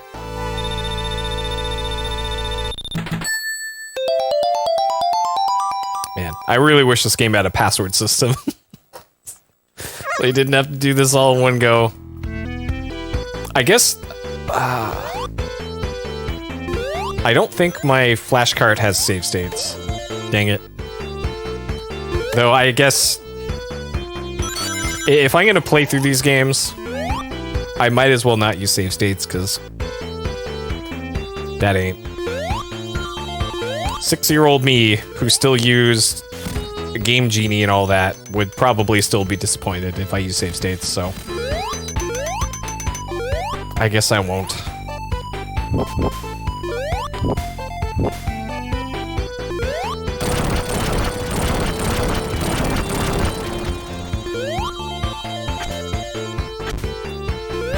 Oh, okay. Apparently there's nothing over there.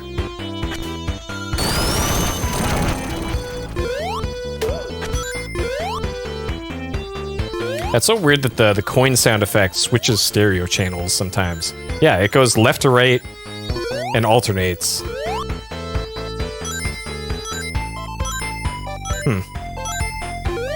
I have the Mega EverDrive, I think X5? X3 or X5?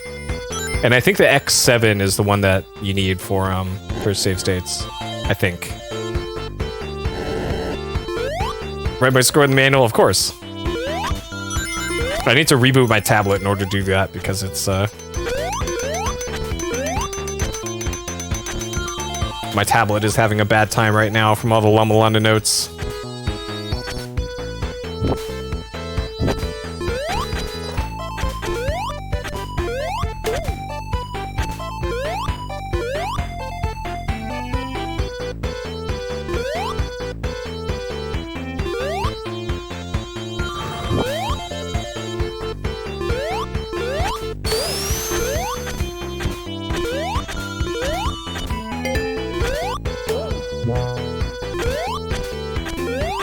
the V2. There was I think there was multiple different kinds of the Genesis Mega Drive 166. Yeah, I got mine a few years back.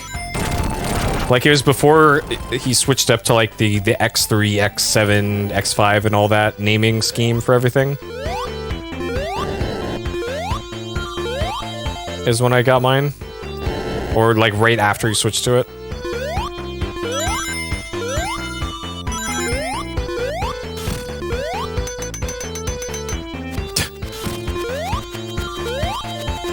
No, that tablet's actually plenty fast enough. It's some weird software glitch with OneNote.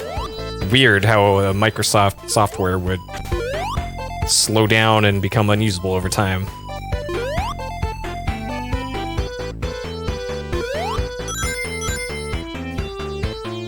And yeah, if I had not like gathered all of my flash carts and consoles and RGB stuff until recently, I probably wouldn't have, because I would honestly probably just play everything on Mister. Because a Mister plugged into a like CRT with like RGBS cables looks and feels pretty much identical to a hardware Genesis. And same with the Super Nintendo and NES and all that. So that could have saved me a nice bit of money had that been a thing years ago, but whatever. Whatever. Playing on original hardware is nice too, I guess. Okay.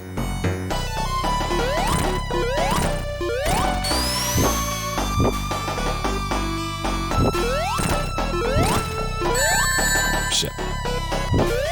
Shit. Okay.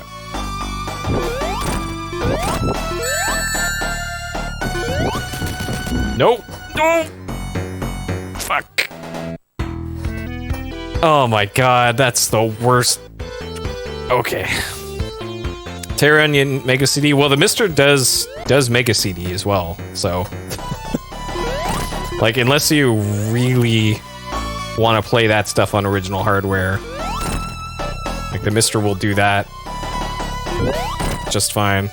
Like, there was a few days, weeks, months, whatever, years, not that long ago, where I would consider, like, man, I should probably get a Sega CD at some point. And then I come to my senses and don't. Because those things are just way more trouble than they're worth. Plus, what would I even play on it? And then luckily the Mister came out with Sega CD support, so that worked out just as well. And then same for the Jaguar. Every once in a while I think, man, I should buy a Jaguar. That thing exists. And then I remember there aren't any good games on the Jaguar.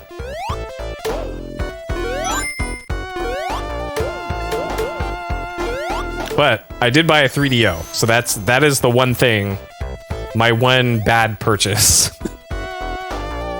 I am a proud owner of a late model 3DO that can't even be modified for RGB or anything. It is stuck in 480i mode, and it is stuck with S-Video and Composite, but yep, 3D, oh no, what am I doing? I bought a 3DO. That series will be starting in 2022. Get hype.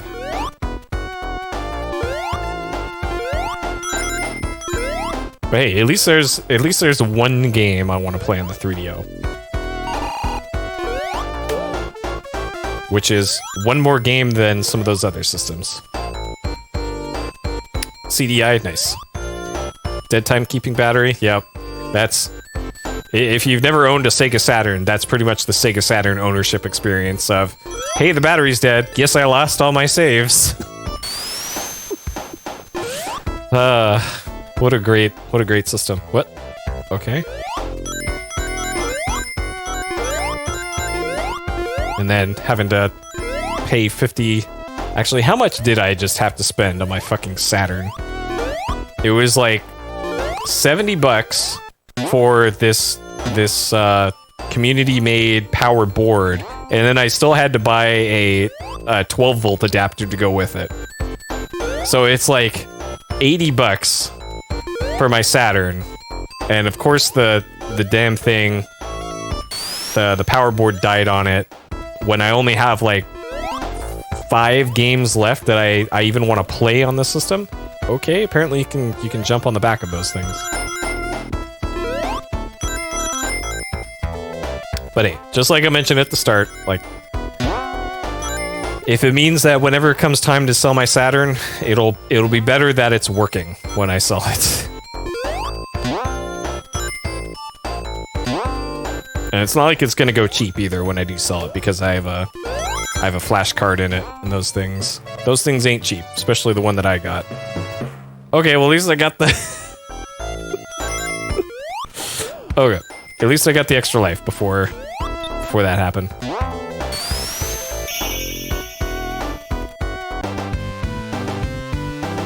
A motor satiator? I'm getting neither, because I already have a Rhea. I've had both a Rhea and a Phoebe by the guy who did those.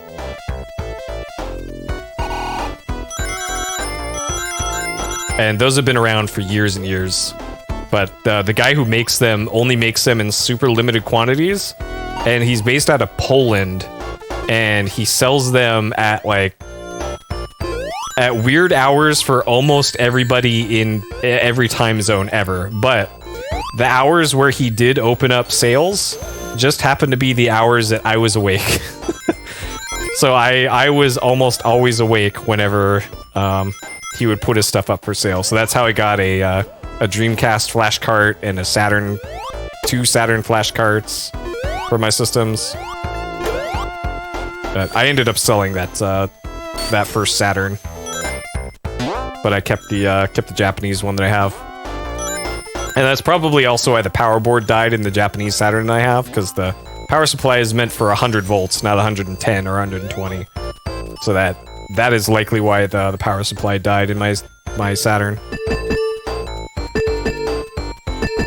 Even though I do have a Japanese power converter thing to properly give it 100 volts, because I needed that for one of my Roland MIDI things.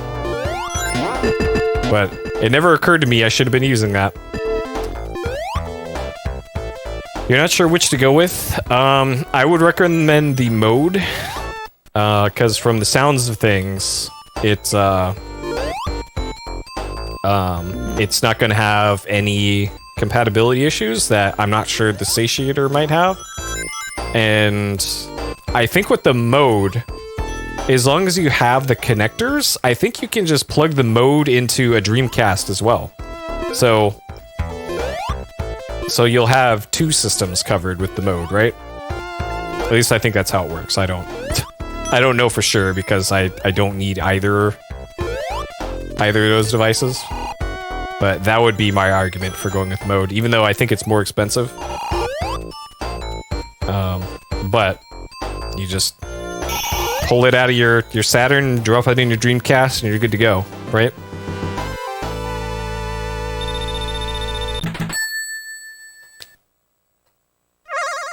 Okay. Okay. All right. So far, so good. Oh, geez. Oh, geez. All right. Let's go back this way.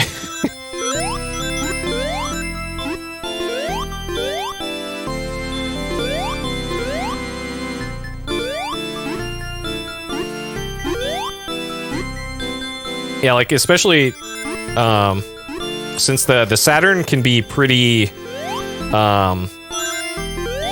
picky about playing burn discs.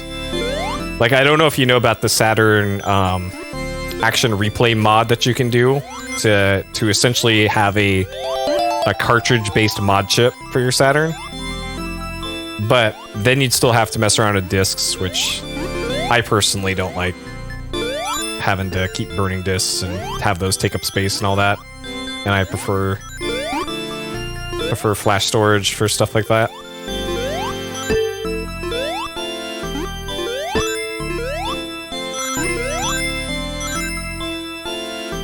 What? Okay. Guess I'm stuck. Alright. I have somehow made it in here. Got him. Yeah, Pseudo Saturn Kai, yep. Because it actually does work decently well. But a mode or an ODE is generally going to be the way to go for stuff like that. Yeah, flash memory for life. Unless you're dealing with PSIO, in which case it's going to take years off your life from having to stress about, why isn't this working? Is it something I did? Is it the cartridge? Is it the SD card? In my case, it was a very weird issue that might have been specific only to me as to why my PSIO carts weren't working.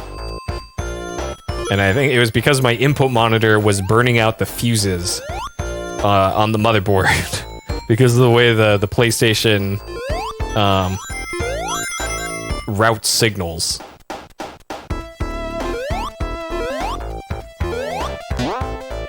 So yeah, can't wait for that X Station to come out. Because even though my PS1, I got the PSIO, it's working fine now, and I got the digital audio mod for it. Just, you never know when that thing is just gonna stop working.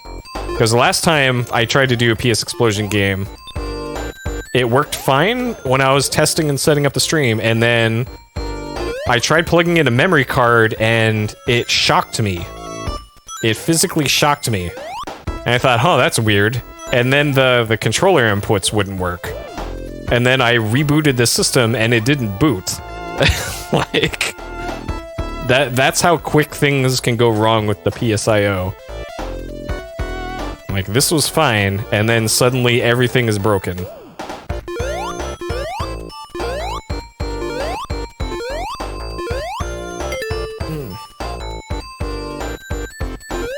PFW PS2, yeah. Well, the nice thing about PS3s and backwards compatibility stuff with that is that people have actually figured out how to fix the launch model PS3s, the really good backwards compatible ones. All right, let me see if I can actually get ahead of this thing this time.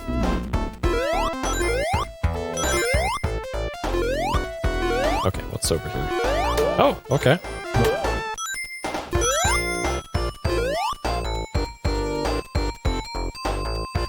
Alright, that is quite a bit faster through there. But yeah, for the longest time, people thought that it was overheating of the CPU and GPU on the launch model PS3s were causing them to fail and have the yellow light of death. And it turns out it's actually a capacitor, these weird capacitors on the motherboard. These weird oversized ones with like multiple contacts on the bottom that they used, and those actually are what's failing. So if you just remove those and replace those with actual good capacitors, your PS3 will work just fine.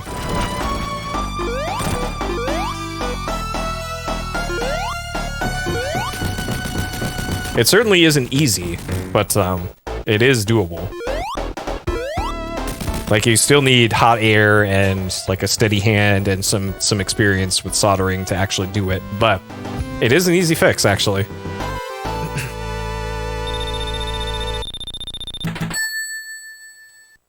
Yeah, it's usually pretty easy to tell which ones are the backwards compatibility models, because they have the card reader on the front. And they also, whenever you hit the power button, they make a yellow light instead of turning on. That's also how you can tell, usually. Okay, well, this is a fantastic start to the stage here. Okay. Alright, we made it back here.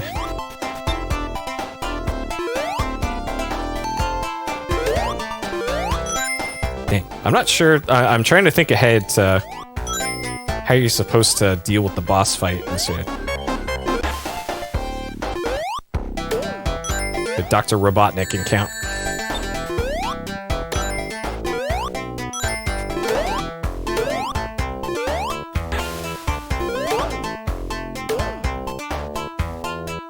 Oh, no, no, no, no. Okay.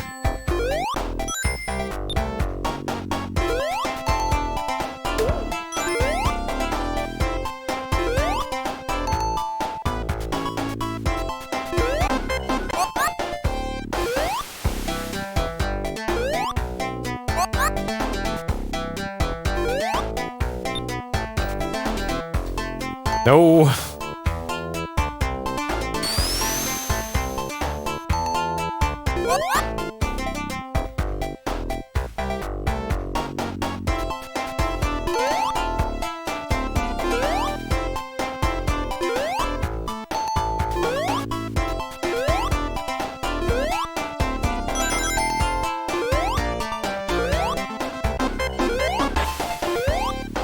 All right. Not gonna die to this thing this time. Yep. All right.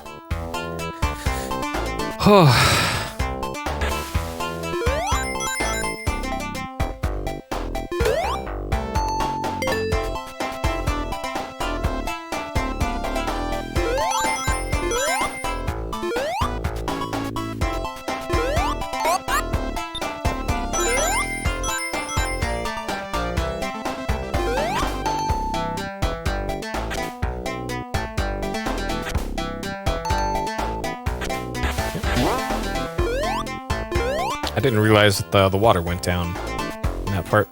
Okay. Mod your Vita too? Yeah, I modded mine. It's not super easy, or at least it wasn't back when I did it. But there are upsides to modding it. Like there's a plugin that allows you to plug in your Vita through USB to your PC, and it'll actually output video like a webcam or like a capture device. So if you wanted to play your Vita on something approaching a TV, I guess, if you have a big enough display, then that'll do that. You can also mod it so that you can use like a DualShock to play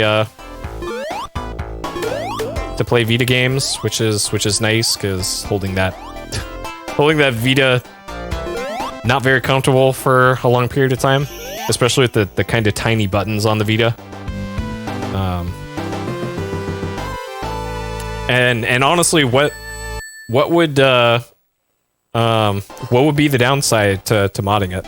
Like, you don't necessarily have to pirate stuff if you mod it, and even if you're playing legit games, you can still take advantage of the cool plugins like the TV output and all that.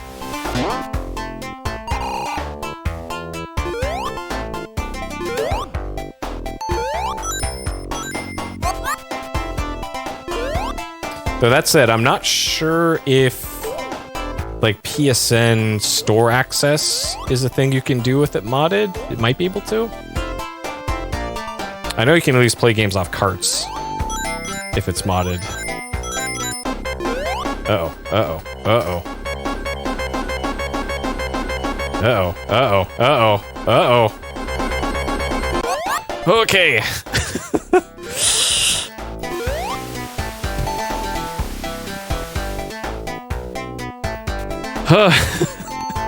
Yes, SD card storage too. Yeah, I have one of those things.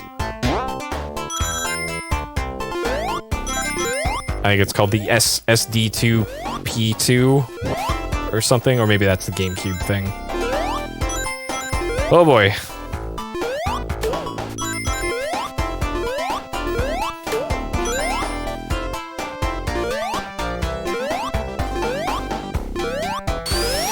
I'm supposed to get that one. Oh. Mystery. Alright. We've cleared the La Milana room.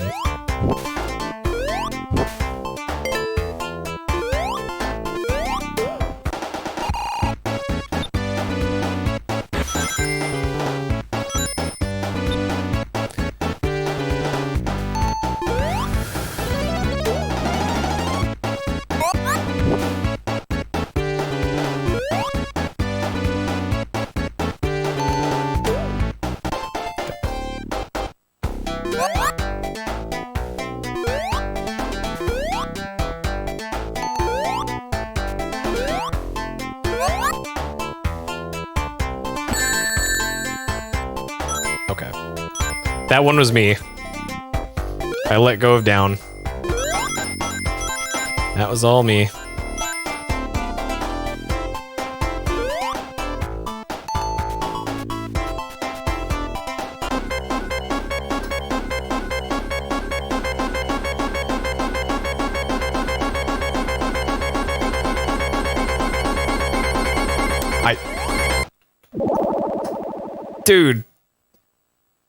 Dude, yo, come on.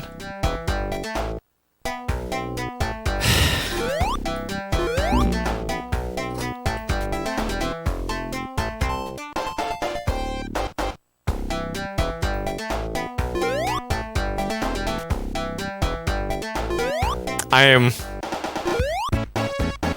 Help, I've been owned. Oh my god.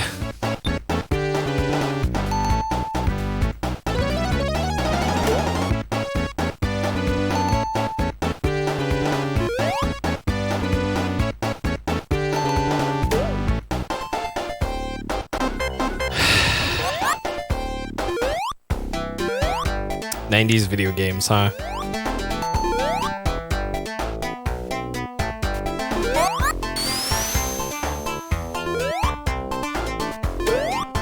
Okay. Get some extra air. Oh, okay.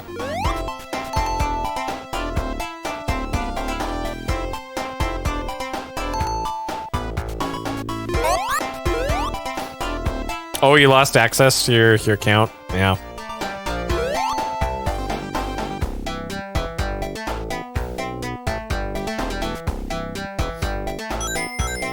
Well, I'm not saying you should do this or anything, but in case you needed to recover what was ever on that account and stuff that you knew that you had, it is very easy to get games onto your Vita from the PlayStation Store from unofficial means. And that will probably be one of the very few legitimate uses of something like that. For, hey, I did actually buy this, but I don't have access to that account and all that. And one of the few legit uses for that. Okay, why is this not letting me jump?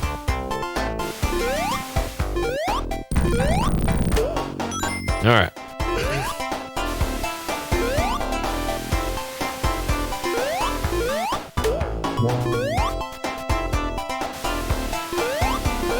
Not enough info? Yeah.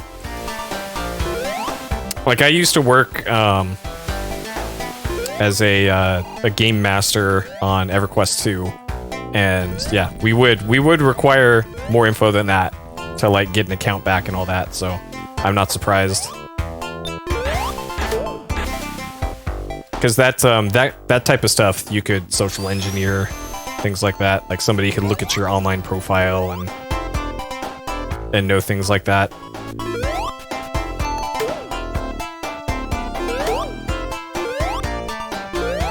Because that was something I had to deal with a lot as a GM. For like, hey, we let this guy into our guild and then he stole everything from the guild bank and then deleted his account. Help. Hey, finally some air when I need it. Okay.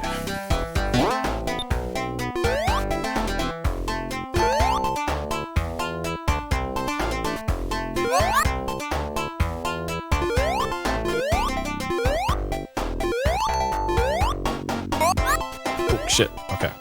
That takes you out of ball form when you do that. Okay.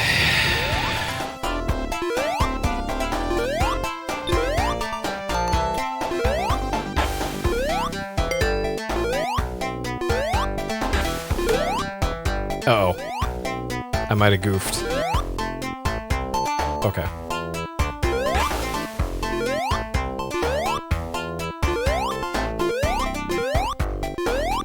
Alright, I think we're getting close to the boss. So now I gotta try and figure out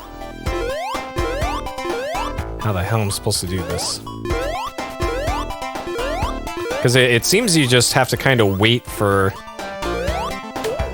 the spikes to get out of the way.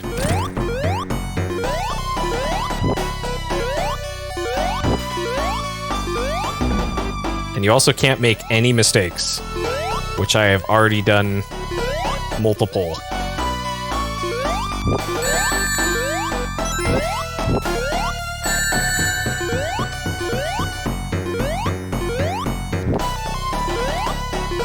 Okay, so it does...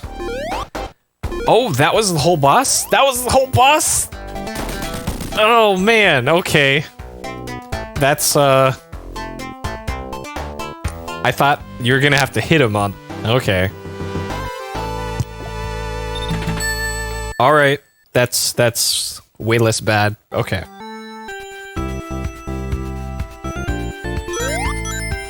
Oh man, look at that. Foreground.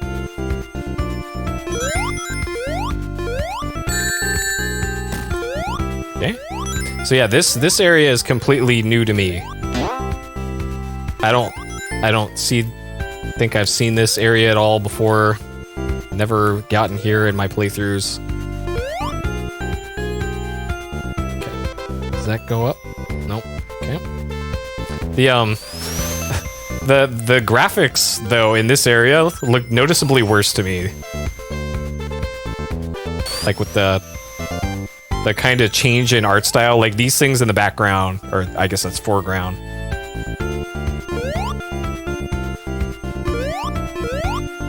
Okay. Guess I'm going this way. Nice. Nice.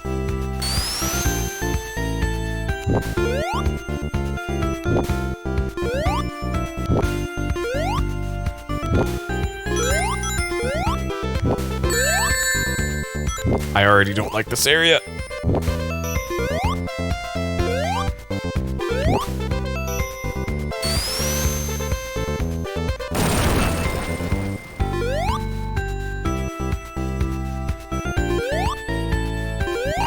This the music for this area also sounds like it's like a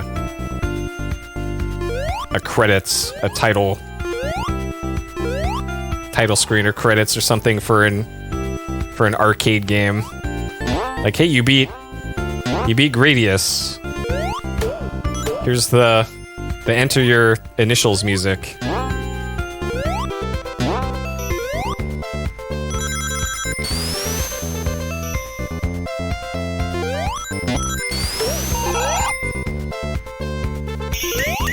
Okay. 49 rings, of course. Yeah, the palette doesn't help either. I agree.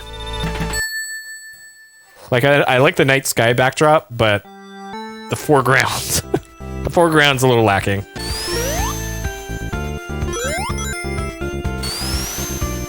Okay, alright, I'm just gonna wait here for a little bit. Okay. Yeah, Sega made an arcade game or two. That was also kind of one of the big driving force of the Genesis Mega Drive thing was... They could do arcade perfect home translations.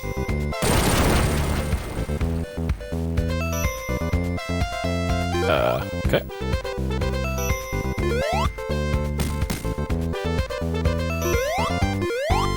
Like you can play the Sega smash hit Altered Beast in the arcades.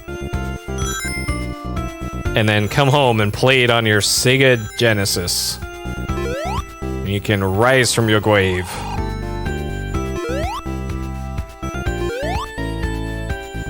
Though who'd want to play Altered Beast? Come on, that game sucks.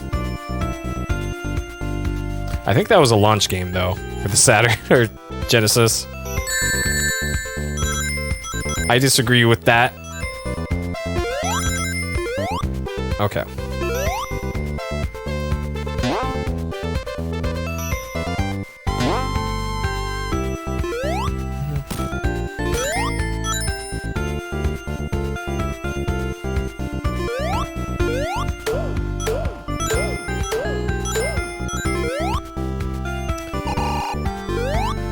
Okay. Oh yeah, packing game. Yep. So everybody was forced to play the incredible Altered Beast.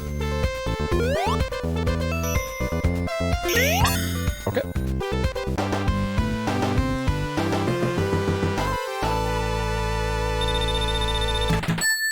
All right.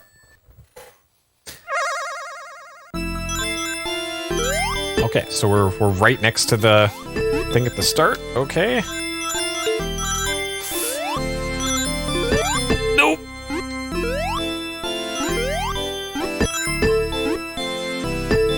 Nope.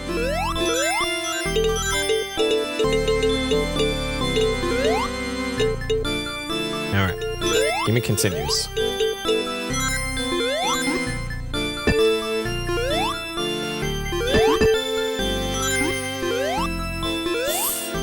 Okay. This is fine. This is fine. Under control.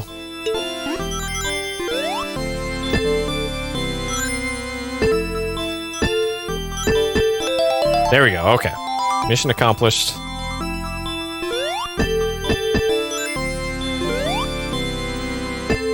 Now let's get the Chaos Emeralds for Obama.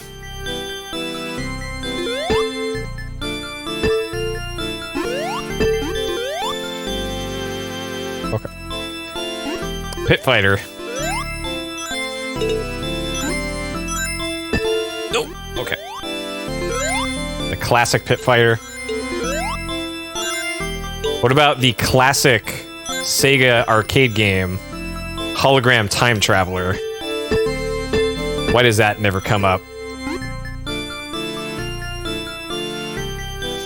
I actually love that game, by the way. I bought the PC version of that game. I have an unreasonable affection for Hologram Time Traveler.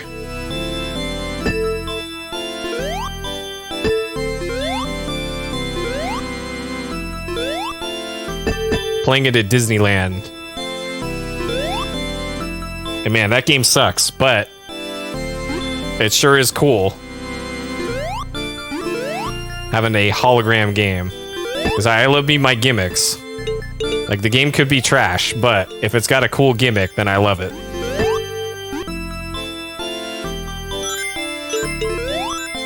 There's also apparently a fighting game version of it too, called Holosseum, but I've never played that. No! I let down Obama. Alright, I gotta continue at least, but... Yeah, Holosseum. Hell of a game. So I've heard, but... I don't think that one got a PC port. I know Hologram Time Traveler did, because I bought it on... I think it was on a Windows 98 CD, is what the compatibility for it was. I bought it in like 2006. And I can't even remember where. Some random place. And hey, you want to buy Hologram Time Traveler? Okay. I don't need this $20. I'll buy your copy of Hologram Time Traveler.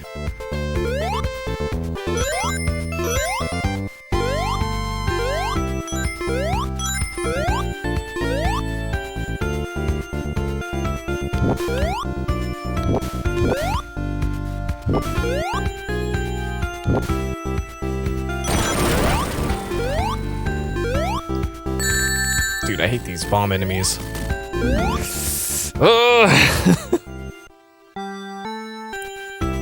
Finished Llama Lana, didn't like the ending at all. Tube 2 supported 884, enjoyed it. Nice. You're going straight into the sequel? Dang, you started that like way after I did. And you beat it way quicker than me. Well done. I'm gonna give it a while before I play the sequel.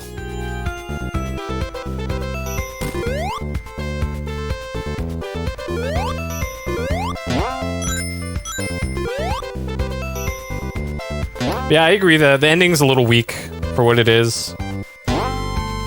But I wouldn't say it was like unsatisfying or anything. Though.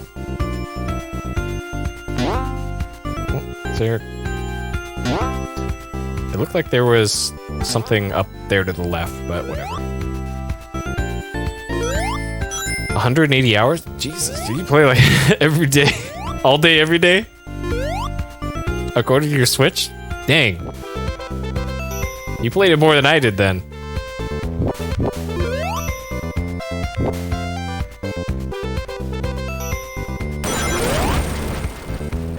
Okay, how am I gonna deal with this?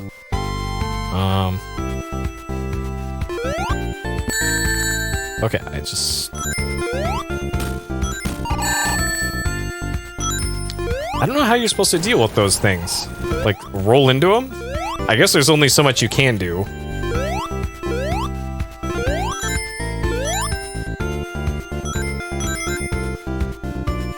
Interesting, you can't crouch when he's in that animation.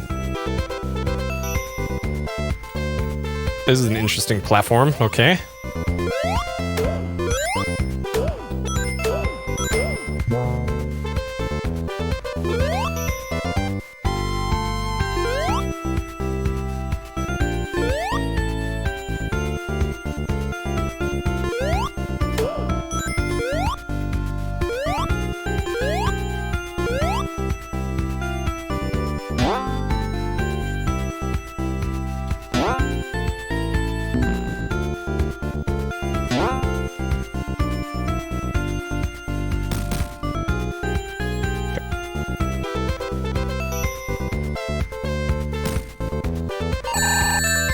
Seriously?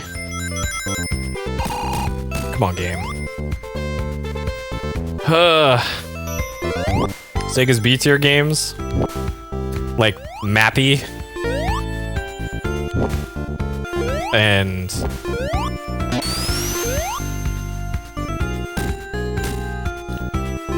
that's all I got. Rolling Thunder? Actually, I'm not sure if that was Sega. I played a lot of Rolling Thunder at a campground in, I think, Wyoming. Where the laundromat there had an incredible arcade. What the hell am I supposed to do here?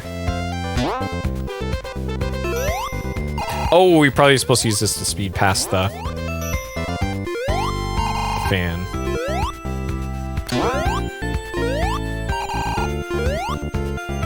They had, the Avengers beat 'em up.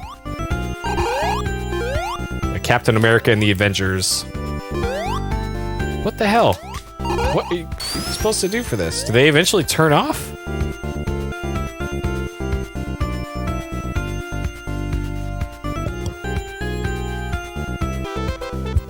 Am I soft locked? There's no way I'm soft locked here.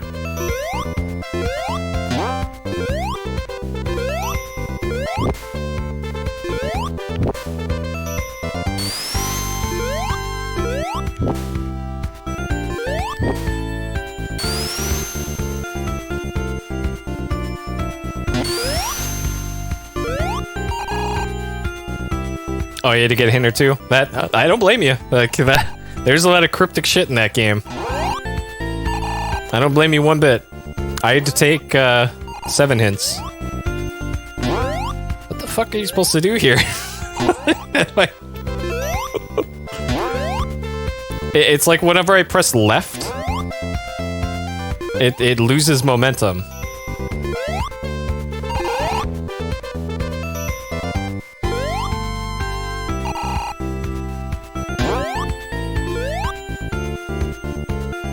And I know that there's a time limit. What the fuck?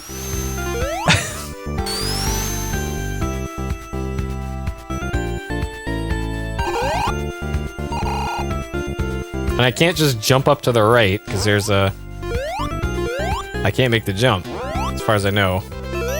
Okay, unless I use this to get momentum?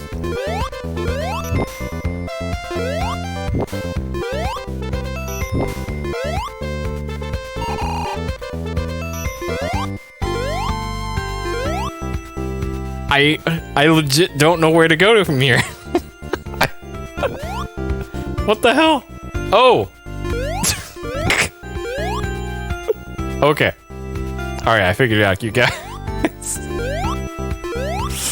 Okay. Amazing. Alright.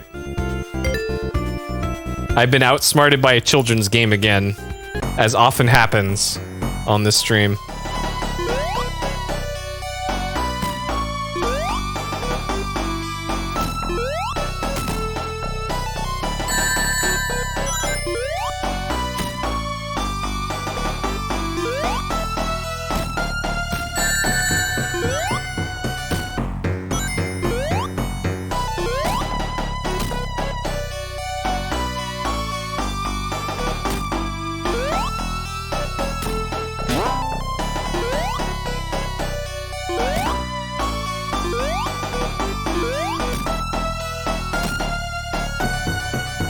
I don't like this boss.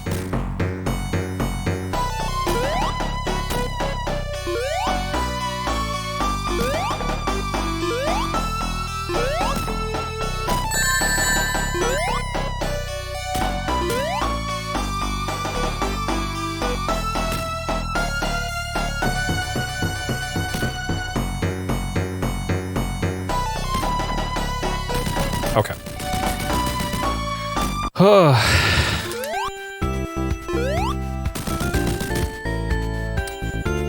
Okay. So I think there's 2 more zones left. There's the something and then the scrap brain zone, I think. There's like a ruins area, I think. Yeah. Oh no, scrap brain. This is the final area, right?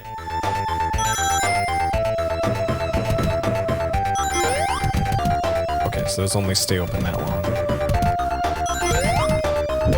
This is quite the tune on this one. This looks like it's going to kill me immediately once I get into it. Okay.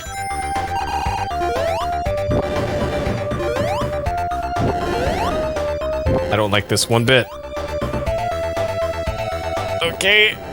This looks like a good way to be instantly murdered by level geometry.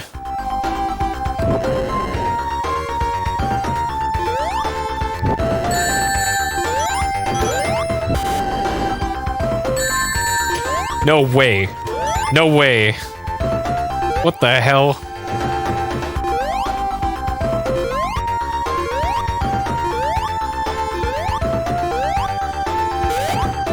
Okay, so those are little shock things. Okay. Okay.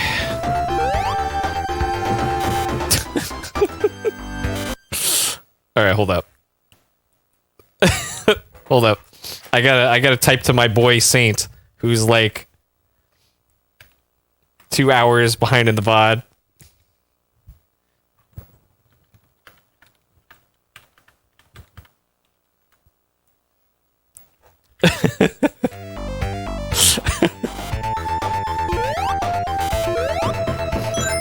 Alright. Because he just said Event Horizon, and like... I asked about that a while ago. Oh god.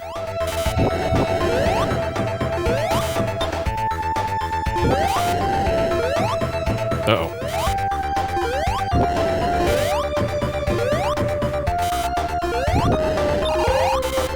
That's kind of the dumb thing about how YouTube does their live stuff. Like, it's not immediately apparent. What is going on here?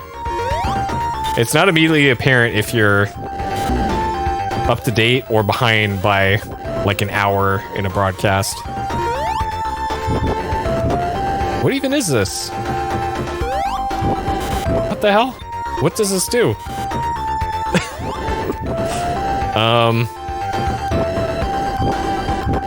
Oh. That's what that did. Okay.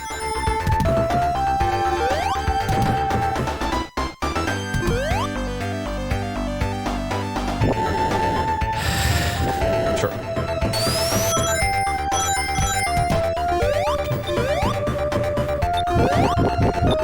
Uh-oh. I don't like the sound of that.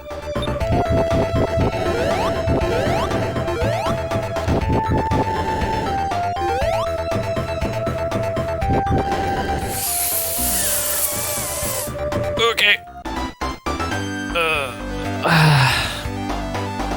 Dude, let's see. Click a button to go back to live. Yeah. But sometimes you just don't know if you're behind live. Right?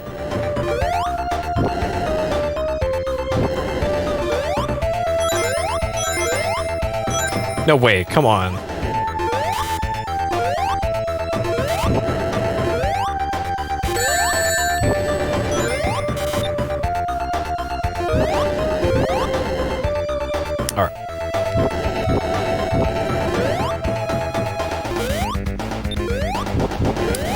This area is just mean. Okay. Oh, I guess I could jump. Jump left if I need to. Don't know why that just now occurred to me, but...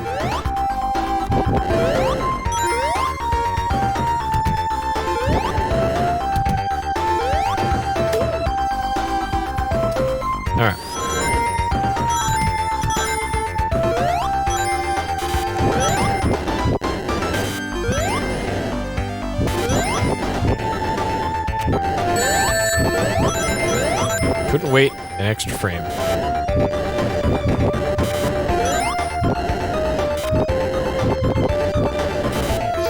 I like this fire sprite.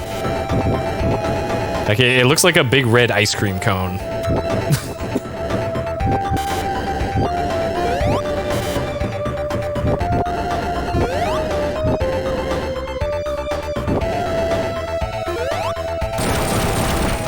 Yeah. Uh-oh. What the hell's that? Okay. Which enemy is this? Ball hog. There's our boy ball hog. Our boy ball hog.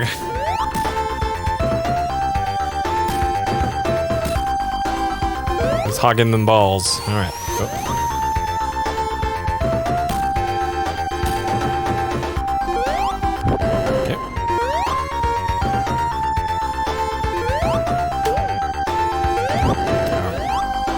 Ball hog is not that big of a threat, apparently. Ball hog. Ball hog is actually a meme in the NBA. There's a commercial apparently that played on all the bootleg highlight reels that people put on YouTube, and it was for the ball hog gloves or something. Wear these gloves with like special sticky stuff on it to handle the ball better or something. And no, there's a reason why professional basketball players do not wear stuff like that. What the hell is this? Okay.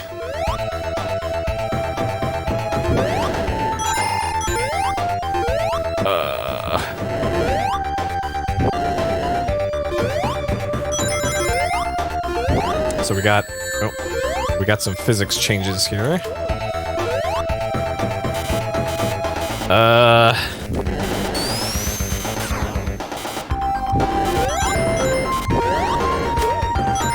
yeah, it is extremely legal.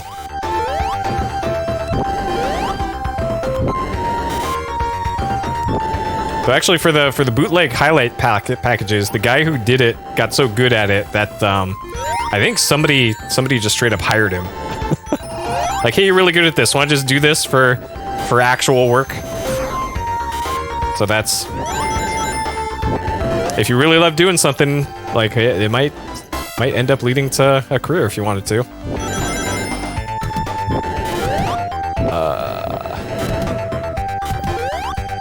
Yeah.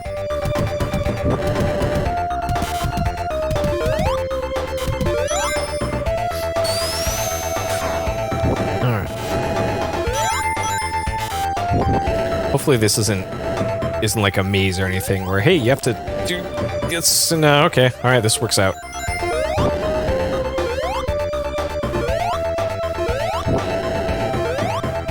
Okay. All right. Whoa, okay, there's buzzsaws. Okay.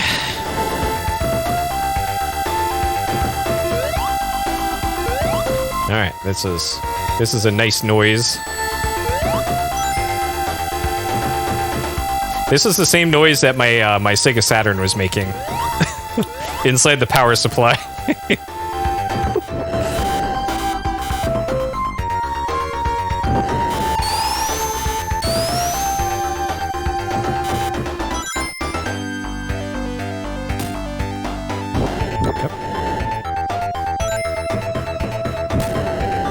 Yeah, Sega had some nice sound effects, like, and they could also do like the dirtiest sound effects if they need to. Like, I want this to sound like you made this sound in a trash can, and the Genesis could do it.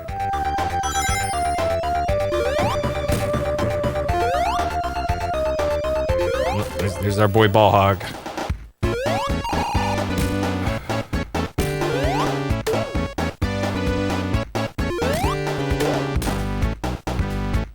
This is... having an invincibility here, probably unnecessary.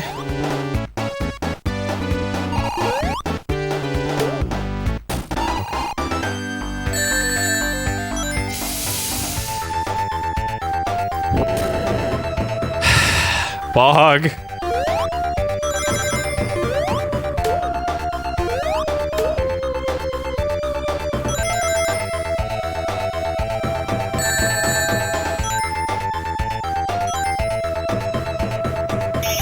All right. 2 whole rings. 2 more than we needed.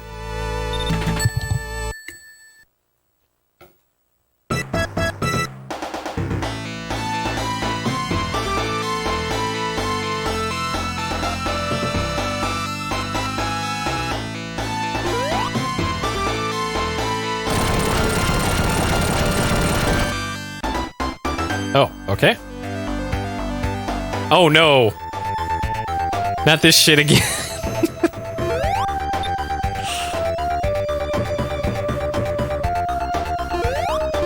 Okay. Hey, remember that area that you hate? Here it is again. The game must have, like, background statistics for, like, okay, what area did the player die in the most? And give them the most stress. Let's make that the final boss area.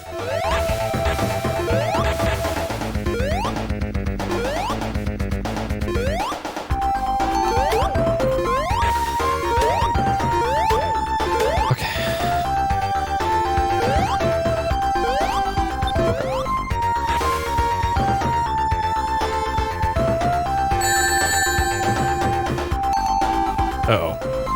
Uh-oh. Okay.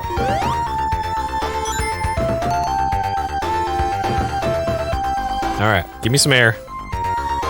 RNG, please. RNG, please. Okay.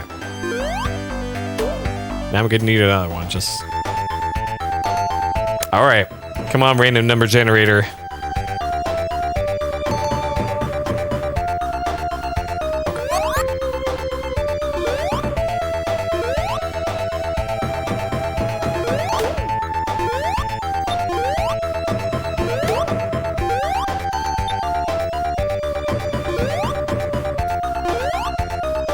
Nope, this is... Oh, okay.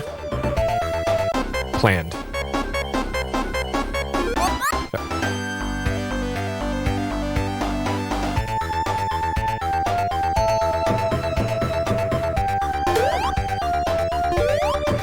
I don't know how I dodged that one.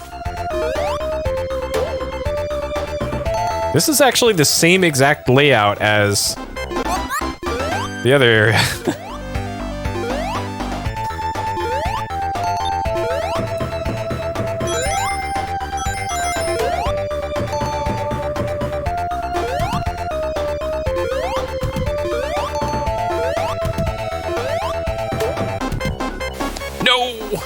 No, no, no, no, no, no, no, no, no, no. Oh, please. RNG, please. Okay, alright. Alright. Fuck.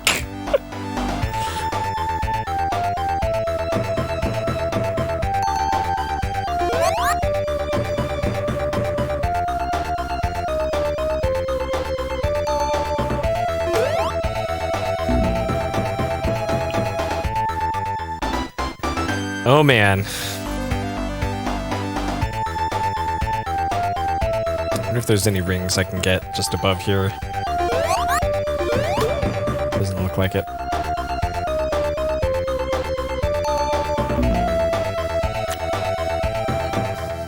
Oh my god. Is this it? Is this where the run dies? Like, I have continues, but then I have to start from Scrap Brain 1 again.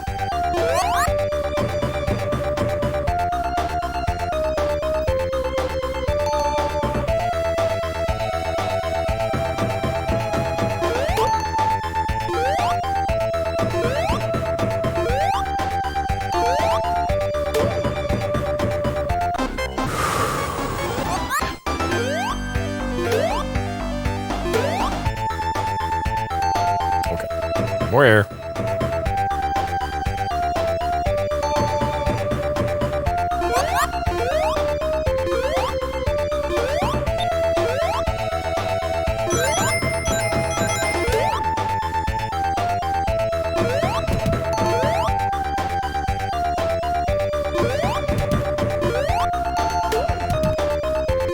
Okay. Almost got me that time, game. Okay. Alright, don't get wrecked on this thing.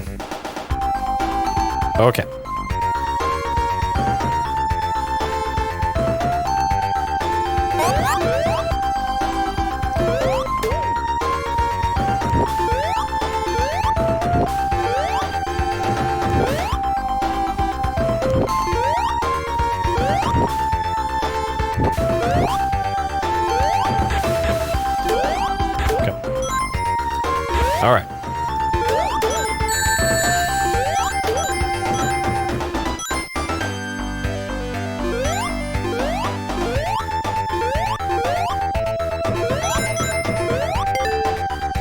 Oh man. Okay.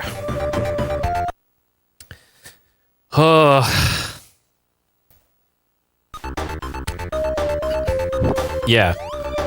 It's like how many lives you have remaining. And it's a little misleading. And then they don't show you how many continues you have in like the pause screen, because this is all you get. Like, so you have to keep track of continues yourself. Which, hey man, I'm 6 years old. I can barely count, much less keep track of continues.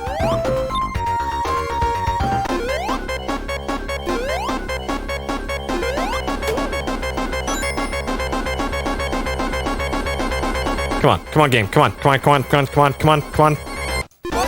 Woo!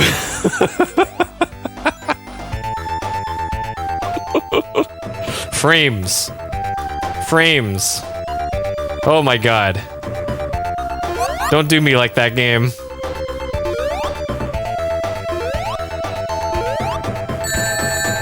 Also, don't do me like that either. That is rude, game. I don't like the look of this. I don't like the look of this on Zero Rings.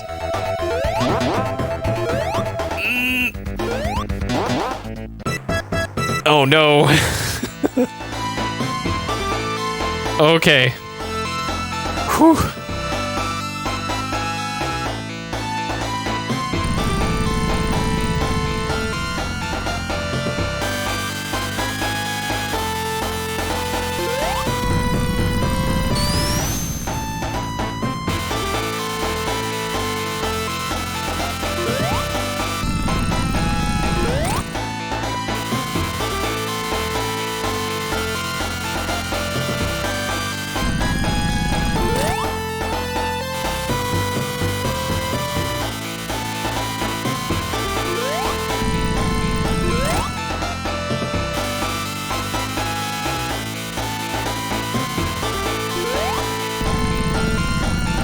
Oh man.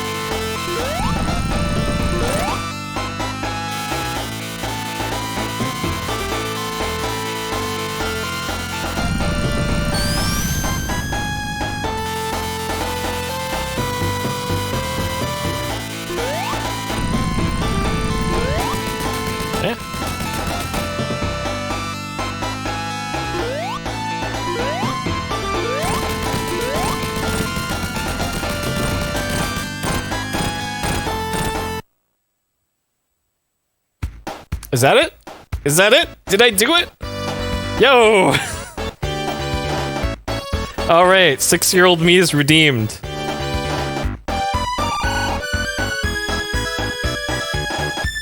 Oh man, 2 hours, 15 deaths. Alright, Sonic the Hedgehog. Yeah, that final boss, not,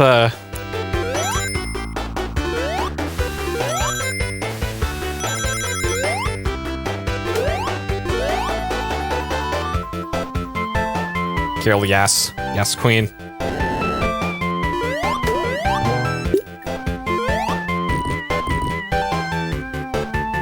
Okay. Yeah, the underwater part, you too. you, I guess. This was back in the day when, I think there was some sort of stigma to having your full name in the credits or something. Ah, Big is Land. Maybe it was just a Sega thing where they weren't allowed to have their real full names in the credits.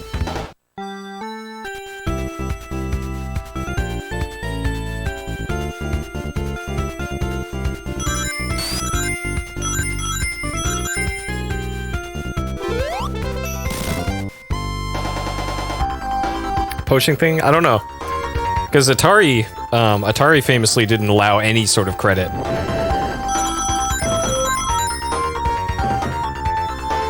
And that's why EA and Activision were started.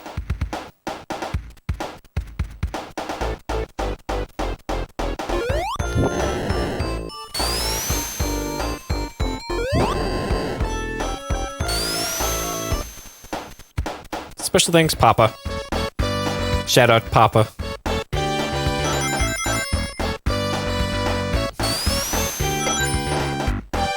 This is an okay credit sequence.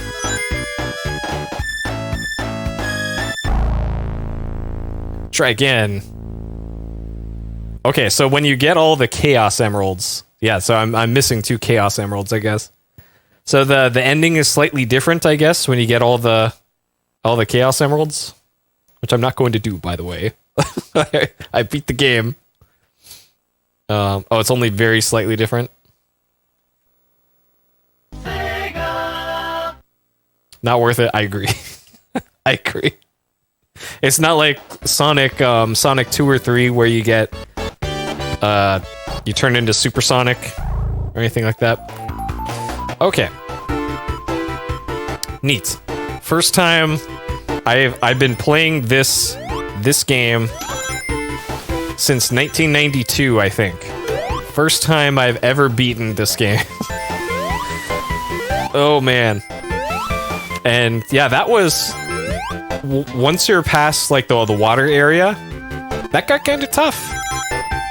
That got kind of tough. And if it's tough for 2020 Puri, then 1992 Puri didn't stand much of a chance. so I can completely understand why that took so long. Okay. All right, let's wrap up this one then, shall we?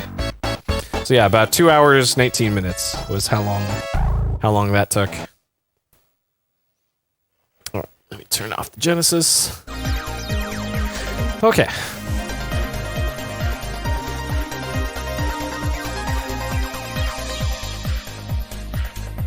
Okay. All right. Sonic the Hedgehog. Completed? Absolutely. Cheated? No. No Game Genie this time. No Game Genie this time. All right, things I liked. Great music.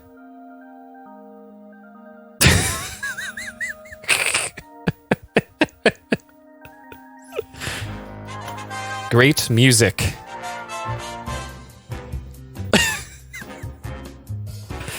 Sonic.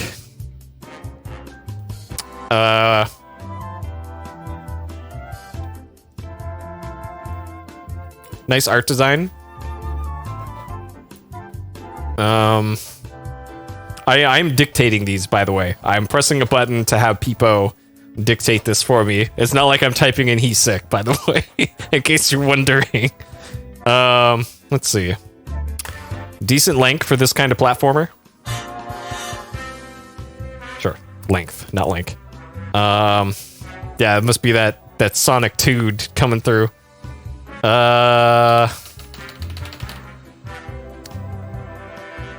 Nice difficulty ramp. Difficulty delay between audio and cam. Doesn't look like it. Yeah, so music, length, difficulty ramp. As far as other things that stuck out to me, not too much. Okay, things I didn't like. So, a little too simplistic. So like mechanically, I feel that there's not enough to this game. Like, it's a nice base for them to build on, but this is like a one button game. Like, it's D-pad and the A button or B button or C button, whatever you want. They all do the same thing. Like, at least in Super Mario Brothers, there's at least a run button in this, but in Sonic the Hedgehog, you are never not running. You are always running. I guess that's supposed to be the big difference between Sonic and Mario. But it felt like there wasn't really enough to it. Yeah, the lack of spin dashes, which, as we know, they addressed that in the sequel.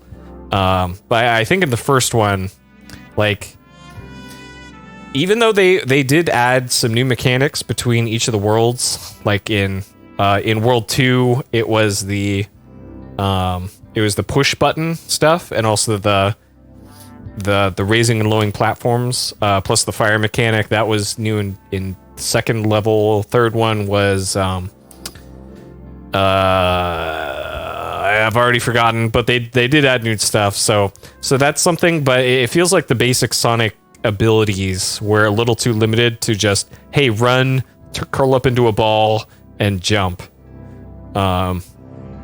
Like, there needed to be a little bit more to that, I feel.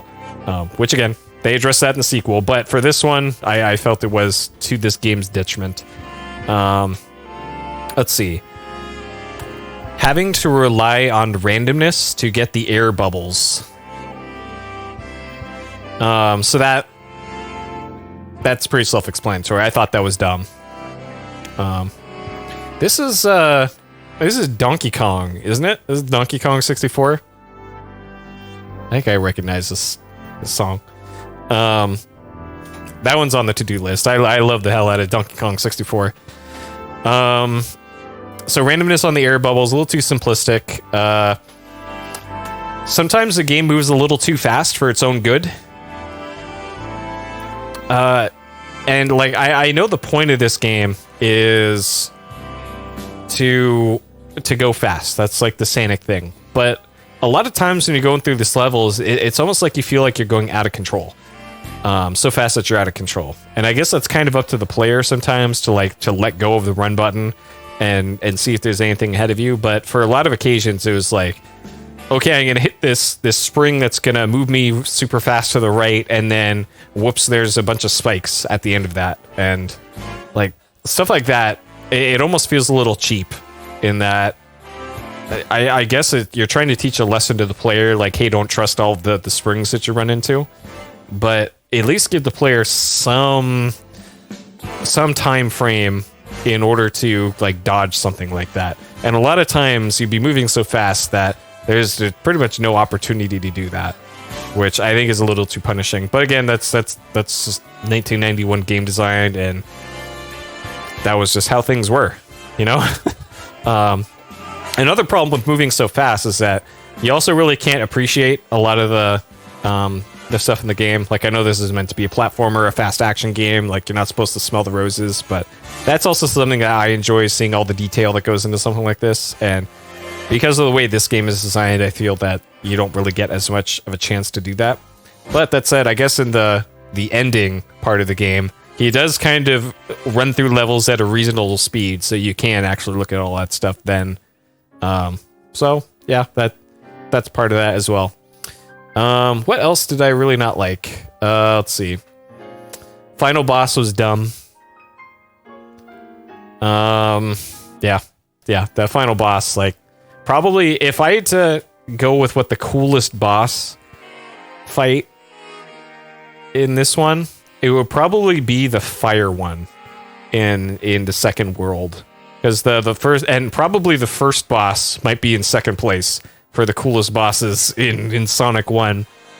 It's probably the fire one that drops the things on the sides, then the swinging ball one.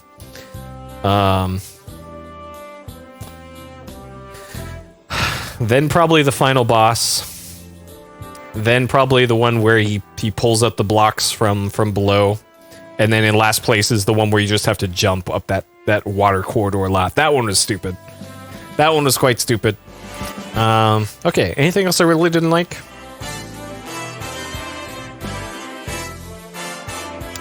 Not that I can really think of.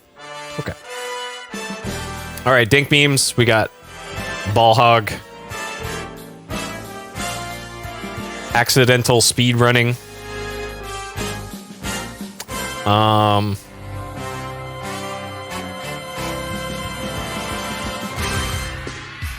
Dr. Robotnik. Nice. You got it correct.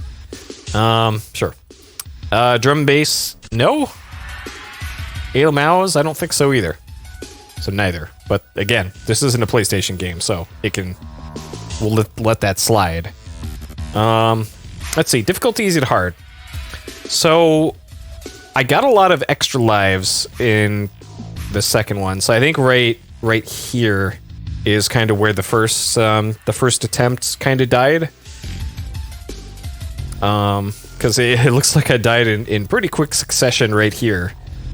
And then same right here. Because yeah, there was a few spots where it's like I'd spawn in and then I'd die almost immediately. So that was no fun.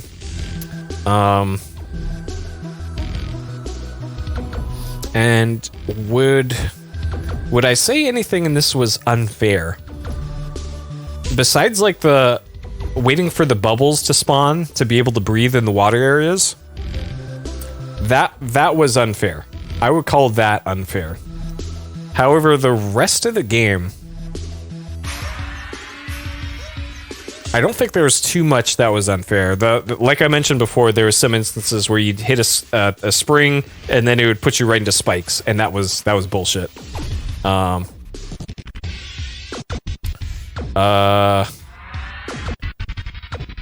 There was also a few spots where you could be comboed, which is also pretty bad. Like I think one of them, I jumped up, I hit a bat. I think maybe it was a bat or something, some flying enemy, and then it knocked me back with no air control into a pit, and then I died. So stuff like that. Like I know mechanically that's how it's supposed to work, but that felt unfair.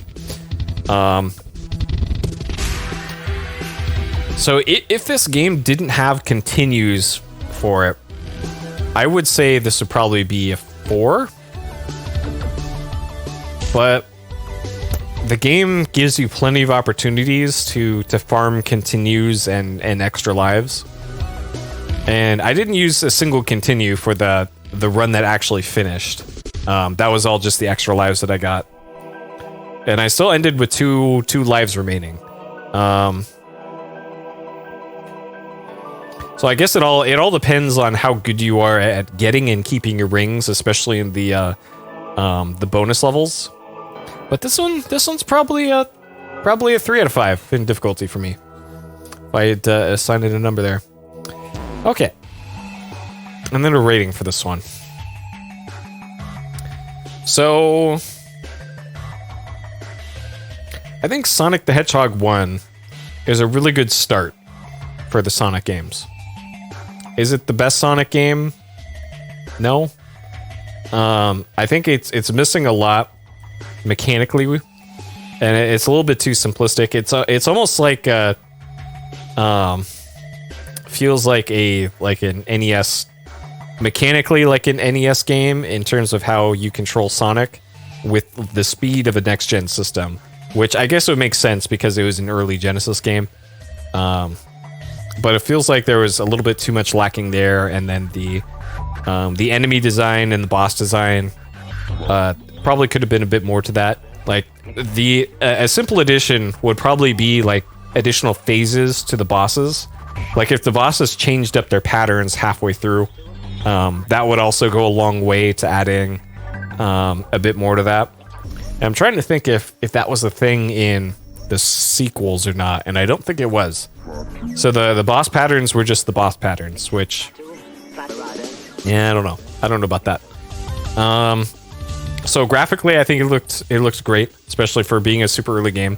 The music and sound design, great. Love the Genesis sound stuff. Link was fine for a platformer like this. And did I think it was fun? Yes. I did find this one fun, and that's kind of one of the most important things. Would I say it's a 5 out of 5 though? I don't think so. I don't think so. Like, when I think of like classic, the classic Sonic, to me, one doesn't really come to mind. One is kind of like, yeah, that's the first one. I remember that. I have great memories of it. But I wouldn't call Sonic 1 like a great game. It is above average, so I'll give it that. But I think Sonic 2 just beats it in pretty much every imaginable way. And in comparison, which of course we can compare it after everything's already been out. Like there's just still so much that they could have done with Sonic the Hedgehog 1. But again, everything in context, like when this came out, under what circumstances and all that. Like this is a fine game the way it came out, but they could have done more. So I did it. I beat Sonic the Hedgehog 1. Been trying to do this since 1992. Finally did it. 2.5 hours, or I think 2 hours 19 minutes is when I officially got to the credits. 15 deaths, and this attempt that actually finished had, looks like 1, 2, 3, 4, 5. 5 deaths. 5 deaths on my run that finished. Okay. All right.